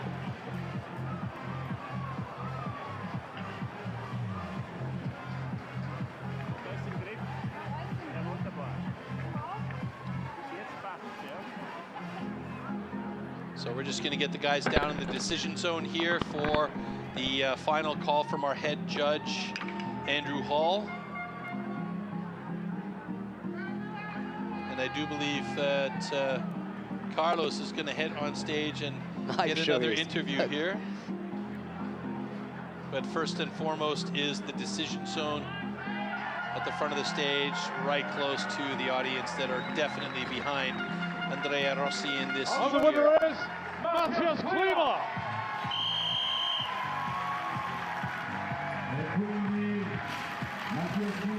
All right, let's take a second here to have a look at the slow-mos as the crowd give one last roaring round of applause to Andrea Rossi as he heads back onto the stage, and the pit crew, as it were, is cleaning up the stage. Here we go with that stock saw. Really nice cut from both of these guys. Matthias was a hair faster, but then you can see he stumbled a little bit getting over to the underhand, and then second side of the underhand chop here, he cut through, stepped down, and went over. Luckily, that was a nice clean cut through, so no drama there. Andrea Rossi getting through, but he was pretty far behind. As I said, Andrea is really solid on the single saw here, and he did come pretty close to catching up with Matthias Klima, who you can see is pushing hard to try and drive that saw through there, and here. Andrea moving over to the second side of his block, and Maciej Klima very close to chopping his off right there. And that was that. That's all she wrote for Andrea Rossi on his day, but making it to the quarterfinal is definitely a nice way to end the weekend.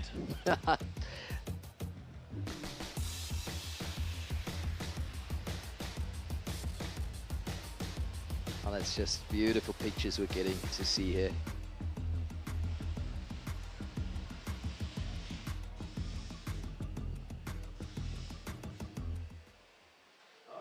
Ladies and gentlemen, we are live here. Siamo dal vivo, intervista con Andrea Rossi. Allora, Andrea Rossi, è andata meglio di quanto tu pensassi, perché hai detto l'ultima notte non hai dormito o pensavi di uscire subito contro Dubicki, invece è andata bene, dai. Sì, no, il fatto che essendoci ieri il time trail avevo puntato tutto sulla prova di ieri, poi chiaramente quando ci sono queste gare l'adrenalina è a manetta e di notte fai fatica a dormire, quindi oggi non ero proprio... Poi insomma, le gare sono così. Io quello che avevo detto è che la fortuna con me era in debito di parecchio e quindi questa sera ho avuto qualcosa che mi mancava. Grande Andrea Rossi, grande Andrea Rossi. He just said last night I have some troubles to fall asleep, knowing that I will compete against Dubicki, and so that's the way it is. But I get one round through, so I had good credit with good luck, so this time it was in my favor. Grande Andrea Rossi, tutti quanti con la bandiera. Italia, ecco qui, grazie Andrea Rossi. Fantastic scenes there with Andrea Rossi celebrating with his audience. They really are his audience. They were behind him every step of the way. I love the fact that he mentioned that he had trouble sleeping the night before because he knew he was going up against Mika Dubicki. Understandably. I couldn't sleep knowing that I'd be standing next to you all come day. on, that's not fair. We're pals, man. So look at the semi-finals. Oy, oy, oy. Jack Jordan against Brad DeLosa. That is a classic, you could say. And then Matthew Koga taking on Maciej Klima. I mean, what a result for Maciej Klima, hey? Bravo. Worst case scenario for Maciej Klima. He'll have 4th place today. He got 10th place last year. So that's a massive, massive, massive jump up in his level. And big congratulations to him no matter what. There's no time to relax because semi-final number 1 coming up. Jack Jordan, the defending champion, against the living legend Brad DeLosa. Tough battle here though, eh? Oh, Tough battle. And you know, they like each other, but there's a certain amount of that Australia-New Zealand battle mentality that's going to be going on against these two guys, right?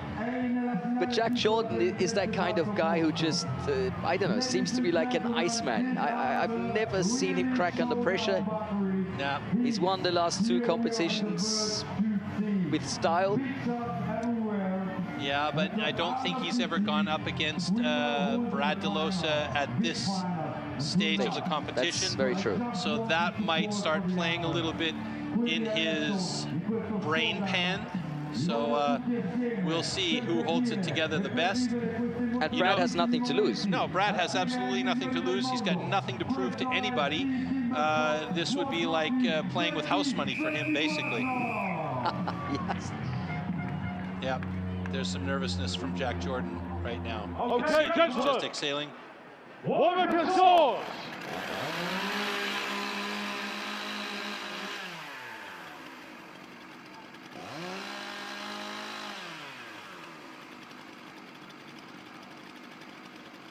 They've had the time trials, they had the round of 16, they had the quarterfinals. So for the 4th time today. 3, 2, 1, go!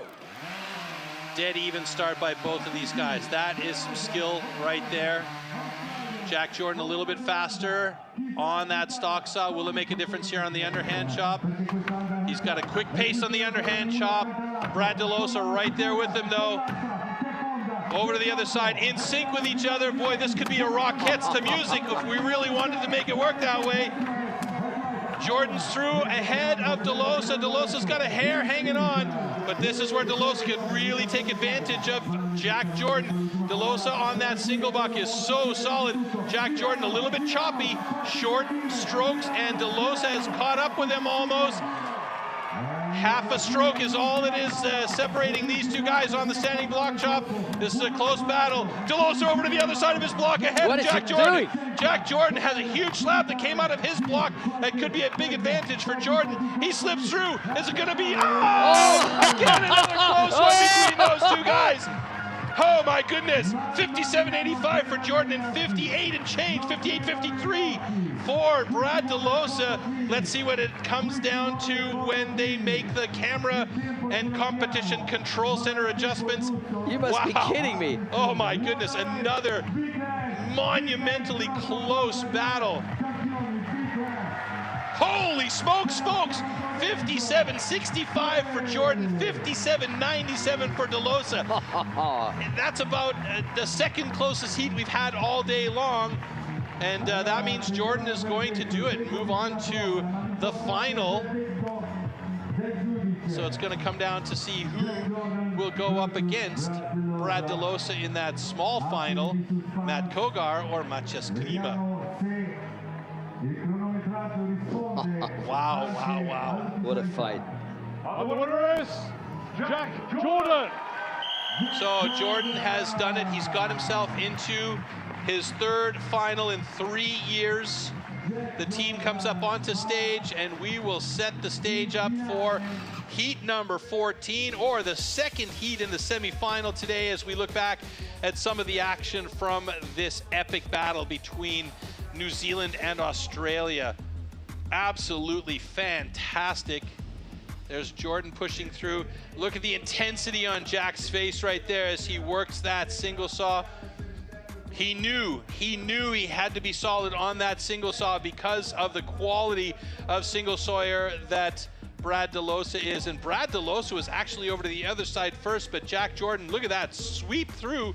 And just there, holy moly, that was ever so close. Unbelievable.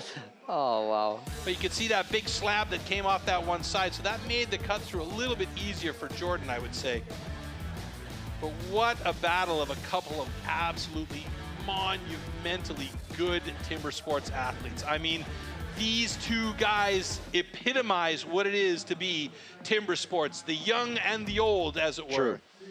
Okay, speaking of epitomizing timber sports, this should be a good one too.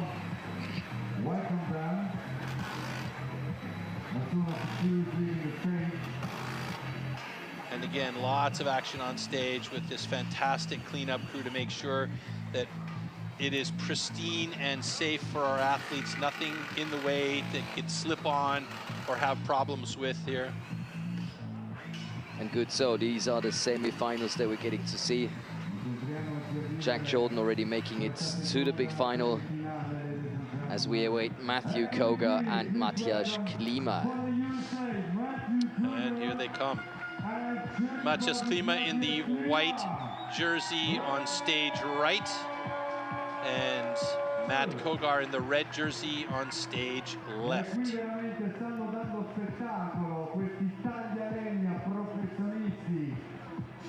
So on paper, this should be a clear thing for Matthew Kogar with a personal best of 54.68. You can light that paper on fire with a stick of dynamite at this point, the way that Maciej Klima has been performing. Yeah, I mean, tail of the tape absolutely belongs to Matt Kogar. He's been significantly strong all day long. He hasn't had a single heat where he has been over a minute. He's been always under a minute. Maciej Klima has his work cut out for him. But you know what? When you get to this point and you think, hey, I got fourth place locked up, worst case scenario, it's the same situation as with Brad Delosa. There's nothing really for him to lose other than just to go for it. He can put it all out there and enjoy this heat against a guy that he knows is an absolutely solid competitor. It's the World Trophy format. That means everything and anything is always possible. And we've seen it happen. Yes, we have. I mean, look what happened with Dubitsky earlier. DQ because one finger wasn't over the line. So those small details are what really make a difference for these guys, right? And that means you have to stay focused all the way. And you also have to watch out for those false starts as well. 2, 1, go! Good start by Klima and Kogar, both of them looking good. Klima is very good with this saw. Nice even start, heading to the underhand chop starting for both of these guys, right in sync with each other. Klima looking good, and he is going to keep up with Matt Kogar. Klima moving over to the other side, 2 strokes ahead of Kogar. Will he get through that block ahead of Kogar? Uh-oh, we got a problem with Matt Kogar there as he stopped chopping for whatever reason. Klima is continuing on, and he is going towards the single buck. The saw is still on. Oh, the saw is still on. That means it's going to be a DQ for him, and you called it. You called it. Unbelievable. He needed to turn off that saw, otherwise it counts as a DQ, and that means Matthias Klima is going to go to the final against Jack Jordan. Oh my God, what a crazy turn of events here for Matt Kogar. Ferry Swan last year. Oh man, yeah. Oh my word. What a madhouse situation, and you can see now Matt Kogar is absolutely angry with himself. He's going to finish this heat, but he knows exactly what's going to happen. Matthias Klima now can just relax, save a little bit of energy, because I think he also knows what's happened as well, and he is going to go to that stage and move on to the next round into the final, and he knows it exactly because he knew once he went back over for that single buck and saw that saw running. That is a crazy event, and there goes the flag with a bit of style in the air from Andy Hall and Matt Kogar. Talk about surprises. Absolutely surprising, but you called it. You absolutely called it. Anything and everything can happen here, Floaty, and we just witnessed that here. It's your fault, buddy. You jinxed him. I'm going to tell on you. Please don't tell him. Please don't tell him. Oh, my goodness. I really feel bad for Matt Kogar. He must be absolutely gutted because that was an uncommon mistake for him. And you can talk to Ferry Swan about this, who had the same problem last year. Yeah, or, you know, plenty of other athletes who wanted to put down the saw. It happened to Danny Martin. He put down the saw, it fell over on its side as well. So we have disqualification for not turning the chainsaw off before starting the next discipline. So the winner is Matthias Klima. Wow, Matthias Klima's first final, and who's he going up against? Jack Jordan. That is madness right there. Madness. And Matthias has not been under a minute today. Nope. And he's reached the final. That's crazy. Yeah, gotta be at the right place at the right time. Let's see what happened here. So normally you gotta tag that switch on the way down, chain break and everything. When you, we don't get to see it unfortunately, but yeah, the saw was left running. You could see it dancing around on the stage, and yeah, it was during the underhand chop that Matt stopped and he went and looked over. Wait, let's see if we see it here. No, he finished the chop here, and he knew, and he just basically strolled. He knew he didn't have to bother hurting himself or wasting energy. He's going to have a DQ. He's going to fight in the small final for position 3 or 4. And I think at this point it was Matt just getting the anger out on the blocks to finish up that heat. I mean, that is just that is a gutsy performance by Matt Kogar. It's unfair, but that's just the way it is. You know, it's a small minor mistake, and those things can happen. And he was on a collision course with Jack Jordan, and unfortunately this time it's not going to work out. But big congratulations to Matthias Klima. He's been lucky to be good, and good to be lucky all day long. So he's going to get himself into the finals. And now, worst case scenario for Matthias Klima is second place. He's going to have a silver medal. Worst case. Worst case. Maybe Matthias is using like telekinesis or something to mess with the other guys. I don't know. It's a tough call. So stage is ready. There's a lot of staff discussions going on stage right now to make sure that everything is absolutely prepared. They're doing a block change on the 2 big blocks there. So with 2 heats still to come, they need some fresh blocks up there. and that gives these guys a chance to get the stage set up. It's actually part of the rule book where between the semifinals and the finals, there needs to be a little bit of a longer break in order to give these guys a chance to get a little bit of breathing, you know, refresh themselves. You know, so tough to compete. Absolutely makes sense. And if we take a look at the finals here, let me just get my mouse. Come on, boy. There we go. So in our small final, we got Brad DeLosa going up against Matthew Kogar. How about that sorry, for bronze? But Matthew Kogar and Brad DeLosa in a small final. I mean, that's a world championship final in any other time of the year, right? Unbelievable situations here that have been happening. I mean, great for us, great for the audience. Absolutely fantastic for us in the audience, because it just keeps that excitement rolling and tells you exactly what this trophy format is really all about. Surprises, and that's what we're seeing today. A lot of them. Yeah, absolutely. So who do we got here? Final, Jack Jordan up against Matthias Klima, and as we mentioned, Matthias Klima will have a clear favorite in that final. Worst case scenario, yeah, the clear favorite is definitely Jack Jordan. I mean, he's been under a minute all day long. He's been consistent all day long. And he's been looking winning for a and hat winning trick. and winning in this format. So yeah, this is absolutely his format. He's big, he's strong, he's got the endurance, he knows exactly what he needs to do out there. The guy is unstoppable. But, you know, Matthias Klima using those really crazy brain waves might be messing with them a little bit. So we'll see what happens when those two guys get up for the final. And hopefully we're going to see all these guys in Toulouse this year, because the World Championship is going to be in France. And we're so ready for that. And just to give you a bit of a feel how that's going to be, take a look at the next clip we're going to show you.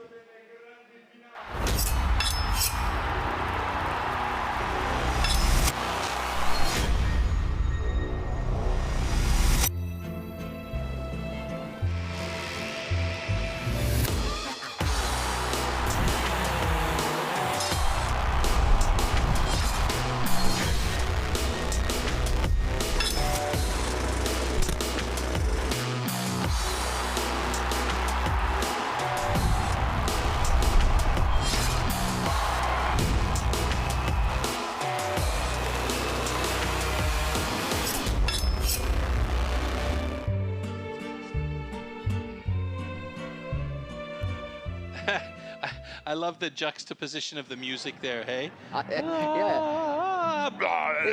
It's a shame that the audience didn't see us dance, but there's another good reason for some dancing. It's the competitions that we're going to be streaming live in 2024. As you can see today, we've had the Rookie World Championship and, of course, the World Trophy that is going into the small final and the big final. So far, this day's been fantastic. And in June, it's going to be the British Championships on the 15th and the 16th of June. Yep, live stream from Malvern in Great Britain. Also, sorry. No, go ahead. The U.S. Championships in Milwaukee, USA, the 26th, 28th of July. French Championships coming up in Saint-Gaudens on the 21st of September. Practice pronouncing that one. 29th of September, we're going to have the European Trophy, so the European version of what we got going on today, where all the European athletes try and gain points for next year's World Trophy. And of course, in November, the Team World Championship in Toulouse on the 8th of November. The question is, will Australia be able to five-peat, or is another team going to come in and take it away from them? And on the 9th of November, the World Championships and individual World Championships also from Toulouse. It's going to be an exciting season. We got a lot of action coming your way. So make sure you stay tuned to all the different Timber Sports channels. Don't miss any of them. Don't miss any of them. And if you want to get involved in the conversations, there's also hashtag Kiss My Axe. Kiss My Axe, which I really like. And of course, STIHL Timbersports. So get involved in the conversation. If you're at an event, take pictures, post them, enjoy. And if you're not in an event, and if you want to find out a little bit more, there's still take pictures and post them. Still take pictures and post them. Just be nice about it, yeah, folks. All right. And of course, we've got some information from our partners coming up as well. Yes. And I'm sure you're going to enjoy that.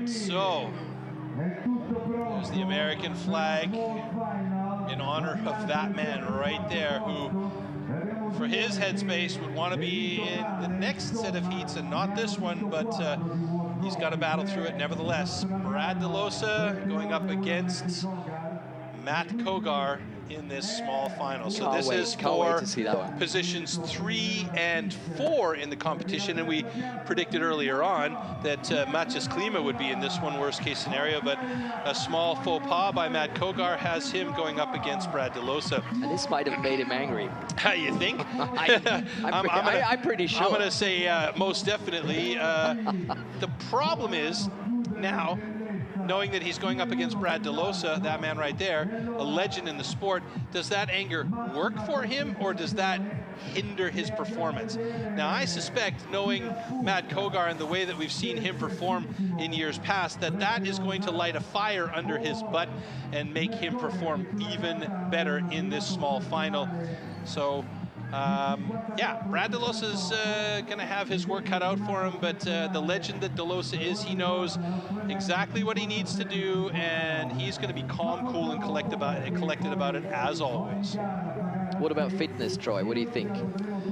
Well, that's a tough call. Both of these guys are so fit. I mean, Matt Kogar, he's got the age advantage, definitely, against Brad DeLosa, but Brad DeLosa is a guy that just never seems to age. Yeah, he gets a little bit of gray hair, but he still looks good. He's still fit, you know. In fact, I think he might even be more fit in the last 2 seasons that we've seen him than we've seen him in years past. So he's taking good care of himself. We know from the past that the further we get in the tournament, the slower the times get normally. Normally, with but a few exceptions. That's not what we're seeing with Matt. To your timber. 3, 2, 1, go! Holy moly. Great start by both of these guys. Matt making a fat cut to try and make sure he's got thin. Uh-oh. He really made sure that that machine was off this time, but that gave the advantage to Brad DeLosa as he headed over to that underhand chop.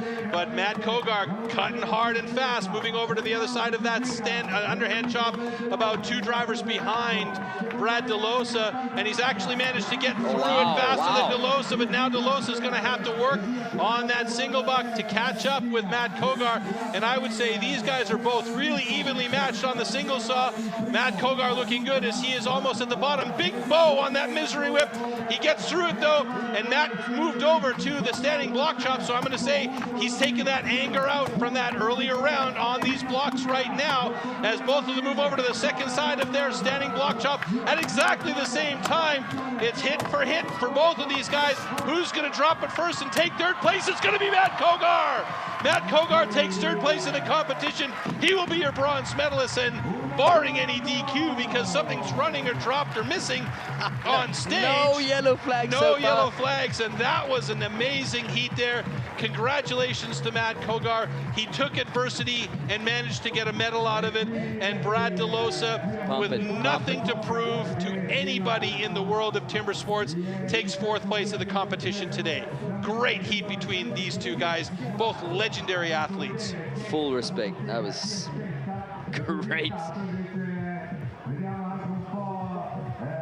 That was some clean run. And interestingly enough, Matt actually stopped. He was stretching back to turn off his saw to make sure when he went over to the underhand to make sure that he was safe in that heat. Great job by both of these guys. So I feel bad. I feel so bad for Matt Kogar because he was a big contender for he was on pace to go up against Jack Jordan. Matt Kogar.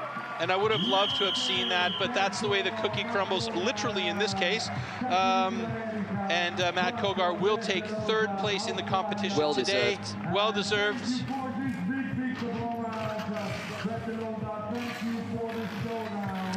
Let's look at this again here in the slow-mos. Brad DeLosa and Matt Kogar both getting really quickly onto that stock saw cut. And you can see here, Matt, a little sticky there, but he was quick. He went over to the other side, and he was just not having any of it from this block, you know? Bad block, bad block. Bad block. Exactly. Yeah. Bad block and Mad Matt. That's going to be his new name, Mad Matt. And there you see Delosa getting through, but Matt Kogar, he is also an excellent single sawyer. Right there, though, he got a little bit of a sticky bow and managed to cut it off. He was not that far ahead of Brad Delosa here, though. And Delosa was keeping him honest, that's for sure. And here comes those last couple of drivers by Matt Kogar. Beautiful, and so accurate on those hits as well. So like we say, accurate is fast in chopping. And I think he's more or less relieved there, but also, you know, he's gonna be replaying that situation in his head. How can I get off that saw in the future and not have to deal with that situation, yeah? Ever again, yeah. Watch here, there's that last driver for Matt Kogar, and I think it was only one more after that by Brad Delosa. Wow. Just fantastic visuals here from our camera crew. Very, very nice. And here we go. We are ready for the big final here at the STIHL Timbersports World Trophy 2024 in Milano. This was the unexpected heat of the day. Oh, yeah. One of the guys, yeah, sure, Jack Jordan, Matthias Klima, not so much. But you know what? Happy to see him there. By luck of the draw or by luck of what happened out there, Matthias Klima gets an opportunity now to show why he is where he is and what he's able to do. You can see the tail of the tape definitely has the advantage going to Jack Jordan. But like we said with Red Merknoll last year, that little push forward, small mistake by somebody else, and that could be the confidence boost that you need to really take your game to the next level. Will that be the case here for Matthias Klima? Could we have a massive upset? Anything is possible. You called it before that semifinal. I'm not saying anything now. And now you're not allowed to say anything because you're going to blast it out of. But he's made it to the final. Let's just. He's made it to the final, and he and we can enjoy this final no matter what happens with either of these guys on stage. This will be an exciting heat for both of them. And that, of course, might be something that Jack is thinking about. Yeah. How did he make it to the final? You know? Yeah. It's so easy to make a mistake or two. I don't think you can overthink it too much, though. Matthias is here. He's going to enjoy this moment no matter what. He's going to go home. And he should. And at the worst case with a silver medal. And if he's really lucky and really goes for it, he might have the gold today. We're going to cross our fingers for a good heat for both of these guys and for our audience. And here we go. It's the final heat here at the 2024 World Trophy from Milan, Italy. Let's drop this axe and go for it. Stand to your timber. 3, 2, 1, go! Oh yes, Matthias is hot to trot. You can see he got that saw up there quickly, and Matthias has got a good cut there as he heads over to the underhand chop. This is going to be a tight one here. Jack Jordan is very fast with that axe, but Matthias is definitely keeping up and keeping that pace. Jack Jordan over to the second side, 2 strokes ahead of Matthias Klima, who is now on his second side. And is it going to be Jack Jordan getting over to that underhand or that single buck as quickly as he did before? It will be a little bit of a hop by his saw to get it into the groove, and now Matthias Klima joins him on that single buck. Jack pushing hard, Matthias trying to fight that saw through. You see the flow is definitely cleaner for Jack Jordan. Matthias Klima struggling a little bit as he forces that saw a bit too much, and now Jack Jordan definitely with the advantage on the standing block chop. Man is a machine. Matthias Klima drops that cookie on single buck, and now Jack Jordan is on the second side. Oh my God, could that be a world record? It's a new world record! Oh my goodness! That popped off the top of that block. That was an absolutely incredible run from Jack Jordan. And he's got a world record. And not only a world record, but it's a world record by a bullet. Matthias Klima still fighting to get through the second side of his block. And right now he drops it in a time of 1:17.00. Wow, though. Just like last year in the final, winning the trophy with a world record. This man is a legend. Absolutely incredible. But what's more interesting for me is how the block came off that thing. He didn't cut it off and it didn't go flying across. It like hopped up and went down. I want to see the replay on that. If you guys in the truck can hear me, I definitely want to replay on the backside of that cut from Jack Jordan on that last driver. That was the most incredible final cut I've ever seen in my life. It was the weirdest thing. Maybe I missed seeing something, but that was Fantastic. Wow. And now the official times have been set up. World record 52:53. So a good second faster than last year's trophy world record. Hey, if he keeps going like this, he's going to be finishing these trophies in 25 seconds. Crazy. Winning it 3 times in a row and 2 times in a row with a new world record. This is insane. Jack Absolutely Jordan with the hat insane. trick. Absolutely insane. Love it. Yeah. Let's make it official. And the winner is, with a new world record, Jack Jordan. Oh, and is he getting a little emotional now? Yeah. Or is that just me, you know, having... You can see the smile on his face. It's allowed now, Jack. You're okay with it. Yep. Good job, buddy. Very, very good job. Sensational. As well from Matthias Klima. I mean, I love the fact that he was up there in that final. By hook or by crook, he got there. And he really made Jack Jordan work for it. And maybe it's actually by virtue of Matthias Klima pushing Jack a little bit that he got that world record for the second time in a row. I love that idea, yes. Yeah. That's a I'm going to run with that idea. Yeah, I'll write a book about it. Maybe, yeah. Yeah, but Matthias Klima looked really good out there, and you could see, yeah, he was ready to go. And Matthias Klima, what a great job here today. Silver medal for him, and that's going to be one that he is going to put on his mantelpiece, and he'll be able to really enjoy that one. You know, he earned it. He fought for it. Look at the dynamics of this man. Watch this, watch this. There's going to be one Oh, race. this is it. Oh, it didn't hop up like I thought it did. Maybe the angle that I saw it at, but it was like crazy, you know? It was just from this side, baby. You're getting all the angles. Nah. Okay. I just miss seeing things, that's all. My old eyes are playing tricks on me. But it was a crazy one from this angle up here. Oh, and he's got the smile. He's got the smile. There it He's is. loving it. So the only thing I would say to Matthias Klima is that he is definitely right there with the best in the world. It's just that endurance has to change a little bit. You could see at the end there, he was absolutely blasted. And that's the difference between the guys that are really progressing and being strong on their drivers right to the very end, and the guys that are, you know, there, powerful, but struggling at the end because they're just willing themselves to hit that block. Yeah, Matt Koger and Jack Jordan really showing us that it's possible. And it's brilliant pictures. Yeah. And there is the champion. Live right now, I'm here with the winner of the World Trophy 2024, Jack Jordan. What a day today here in Milan. How did you live this competition, this World Trophy here in Milan? What is it all about for you? Yeah, it's great to be here. Great to get another win here. It's yeah, there's a lot of hard work and effort that goes into it at home, and I truly believe that, you know, winning an event like this, that you win it in your backyard at home. You put that hard work in, and yeah, it goes to show when you get here. It's great to be here. I'd like to thank the New Zealand team brought us over here and looked after us. I'd also like to thank everyone back home. A real big thank you to everyone. Couldn't do it without yous. Also my sponsors, Still New Zealand, Forest 360 and Liba. Yeah, you know, it makes coming over here possible, and yeah, really appreciate it. Allora, brevemente in italiano, è contentissimo, tanto lavoro ci ha messo, tanto allenamento e tanto sacrificio, ne valsa la pena vincere qui a Milano. È felice di aver appunto riuscito a raggiungere questo traguardo, e poi adesso andiamo a chiedergli, che ha fatto il nuovo record del mondo. One more question.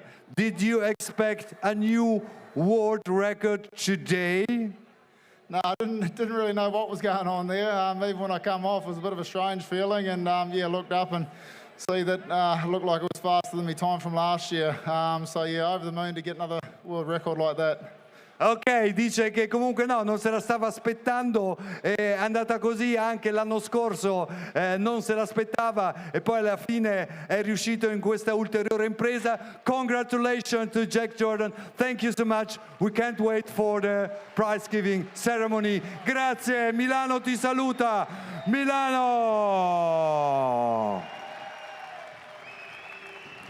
Crowd is loving it, Jack Jordan is loving it. And I personally loved when he said, you win a competition like this in your backyard. Yeah, That's exactly right. I mean, these guys work their butts off in their own backyards to make sure they've got the skill level and they're ready to go here. So as we take a quick look at the final results, there you see Jack Jordan on top, Maciej Klima officially in second place, and Matt Kogar with the bronze medal today in third place. So good job and congratulations to those three guys. So that is the final result for all 16 athletes. Of course, if you lose in the round of 16, then you're ranked with the time that you delivered. Or if you had a DQ like Michal Dubitsky, then that makes your position at the end of the day. But what an amazing competition. How enjoyable was that? This had everything you could wish for. Yeah, this had the excitement from the top to the bottom. From the very get-go, we saw drama, we saw absolutely fantastic. One of the very first heats of the day was one of the very closest heats of the day in the round of 16, and it just kept getting better and better and ramping up until you saw Klima, world record in the final. Yeah, it doesn't, Delose against Kogar. Just throw coins at the pond here in this one, and you've got everything that you need. It's unbelievable.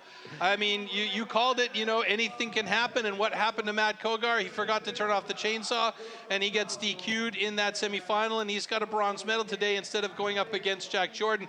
That would have been a monumental battle, and I think we're going to see those two guys aiming for each other come next season. Oh, yeah. Yep, I think so too. But boy, I tell you, that was quite a day here. And only one more thing missing, and that, of course, is the winners' ceremony. Yes. So let's go back on stage. We want to be part of this. We want to go live. Yep, awards, here we come.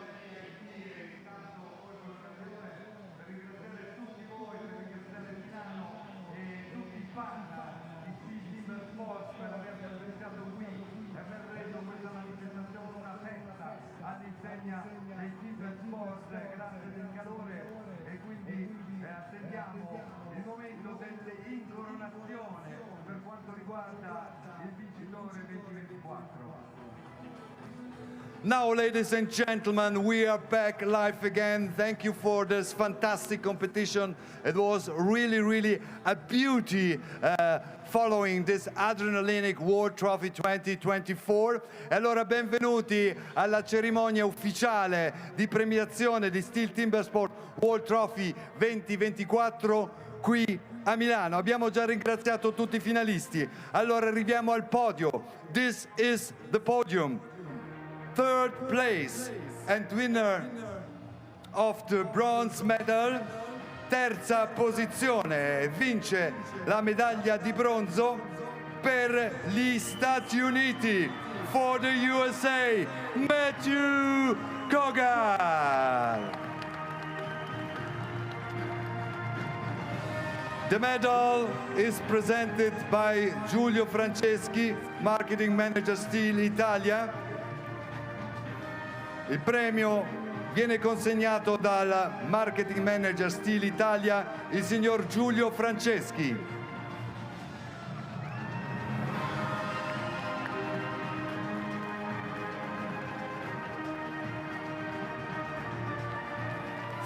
Second place and winner of the silver medal. Secondo posto e vincitore della medaglia d'argento, representing Czech Republic, per la Repubblica Ceca, Maciej Klima.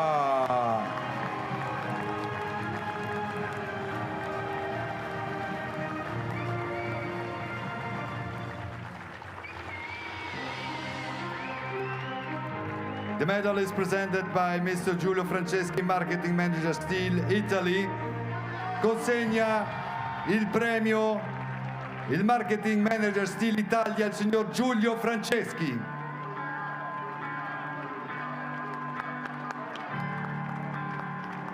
Congratulations. And now, ladies and gentlemen, first place and winner of the gold medal and World Trophy Champion 2024.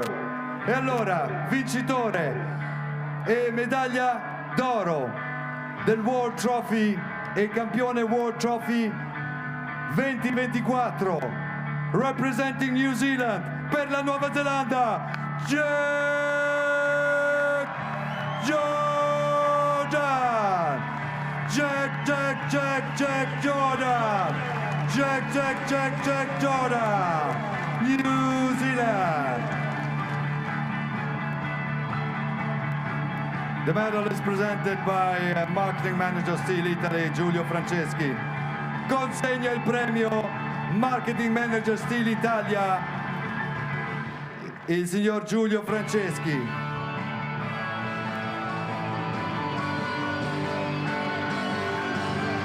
Congratulations. And it's not over, because we are having, adesso ancora, we're having the extraordinary trophy with a big Champions ring. Allora c'è ancora il trofeo con l'anello del champion, del campione, del vincitore. E allora, we hand out the trophy and the Champions ring is presented by Mr. Massimo Gallo, General Manager STIHL Italy, amministratore delegato STIHL Italia, Massimo Gallo. The trophy with the ring. New World Trophy Champion, New Zealand, Jack Jordan. Jack Jordan.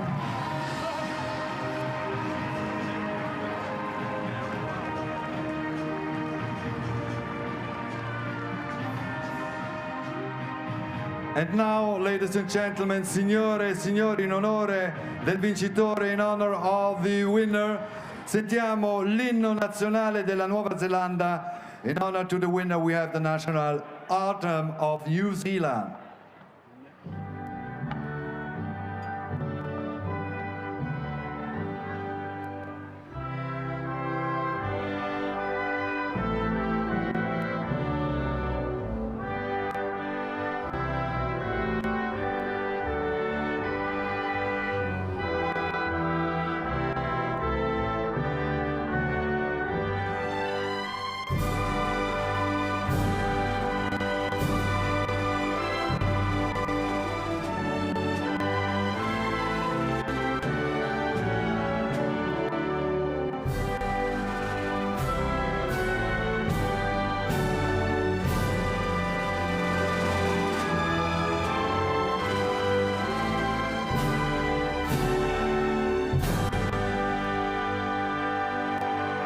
Thank you so much, Jack Jordan. And now we are having the champagne shower. La doccia di champagne. Hey! Hey! Facciamoci sentire! Allora la carrellata di atleti, tutti quanti on the stage, all the athletes back on stage. Congratulations, STIHL Timbersports World Trophy 2024. These are the protagonists, i protagonisti.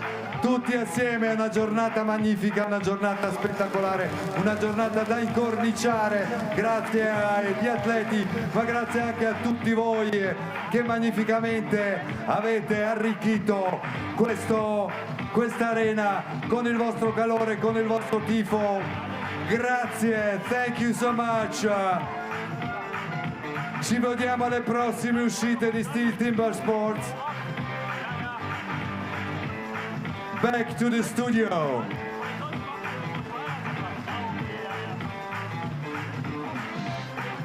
Jack Jordan, what a champion. Jack Jordan, yeah. Unbelievable. He's going to need a new closet for all of those rings and trophies that he's receiving here. And probably an eye wash after getting champagne in his eyes so many times. But what a fantastic day for all of these guys on stage, but in particular for Jack Jordan. One, your new world champion. Two, another world record in his pocket, and still lots of events coming up for this season. And that's a nice signal from Matthias, by the way, saying that everything and anything is possible. Yep. You know, believe in yourself and you can get to the final. Absolutely. Bring home silver. We saw it. And if you feel like, I want more STIHL Timbersports, we have a lot coming up for you. Take a look at these dates.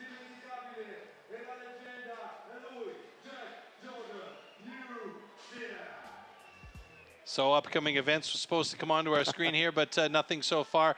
But we do have a lot of events coming up this season, live streams. Here we go. So right now we just finished up the World Trophy here in Milan, Italy. Fantastic day, 15 to 16 of June. British Championships in Malvern, Great Britain, part of a great festival that they have there. From the 26th to the 28th of July, the US Championships coming to you from Milwaukee. I'm going to try this one, 21 September, French Pro Championships, Saint-Gaudin. Oh, I love it. In France. It's all live streams coming up in this season so far. Yeah, European Trophy from Bellinzona in Switzerland on the 29th of September, and then on the 8th and the 9th of November. Team World Championship and the individual World Champion. The big question there is, will Australia 5-peat as a Team World Champion? It's pretty tough to beat them at this point in time. But, very tough, but yeah. New Zealand is looking strong. The New Zealand US is looking strong. not too bad. The US is looking very good. And like we saw here today, anything and everything can happen on these stages when these guys get out there and battle in all of these different formats. And boy, I tell you, today was absolutely fantastic. What a way to write this one off. I mean, can't say much more. Let's watch the highlights and say goodbye from Milano Congressi Bella Italia. Ciao. Ciao.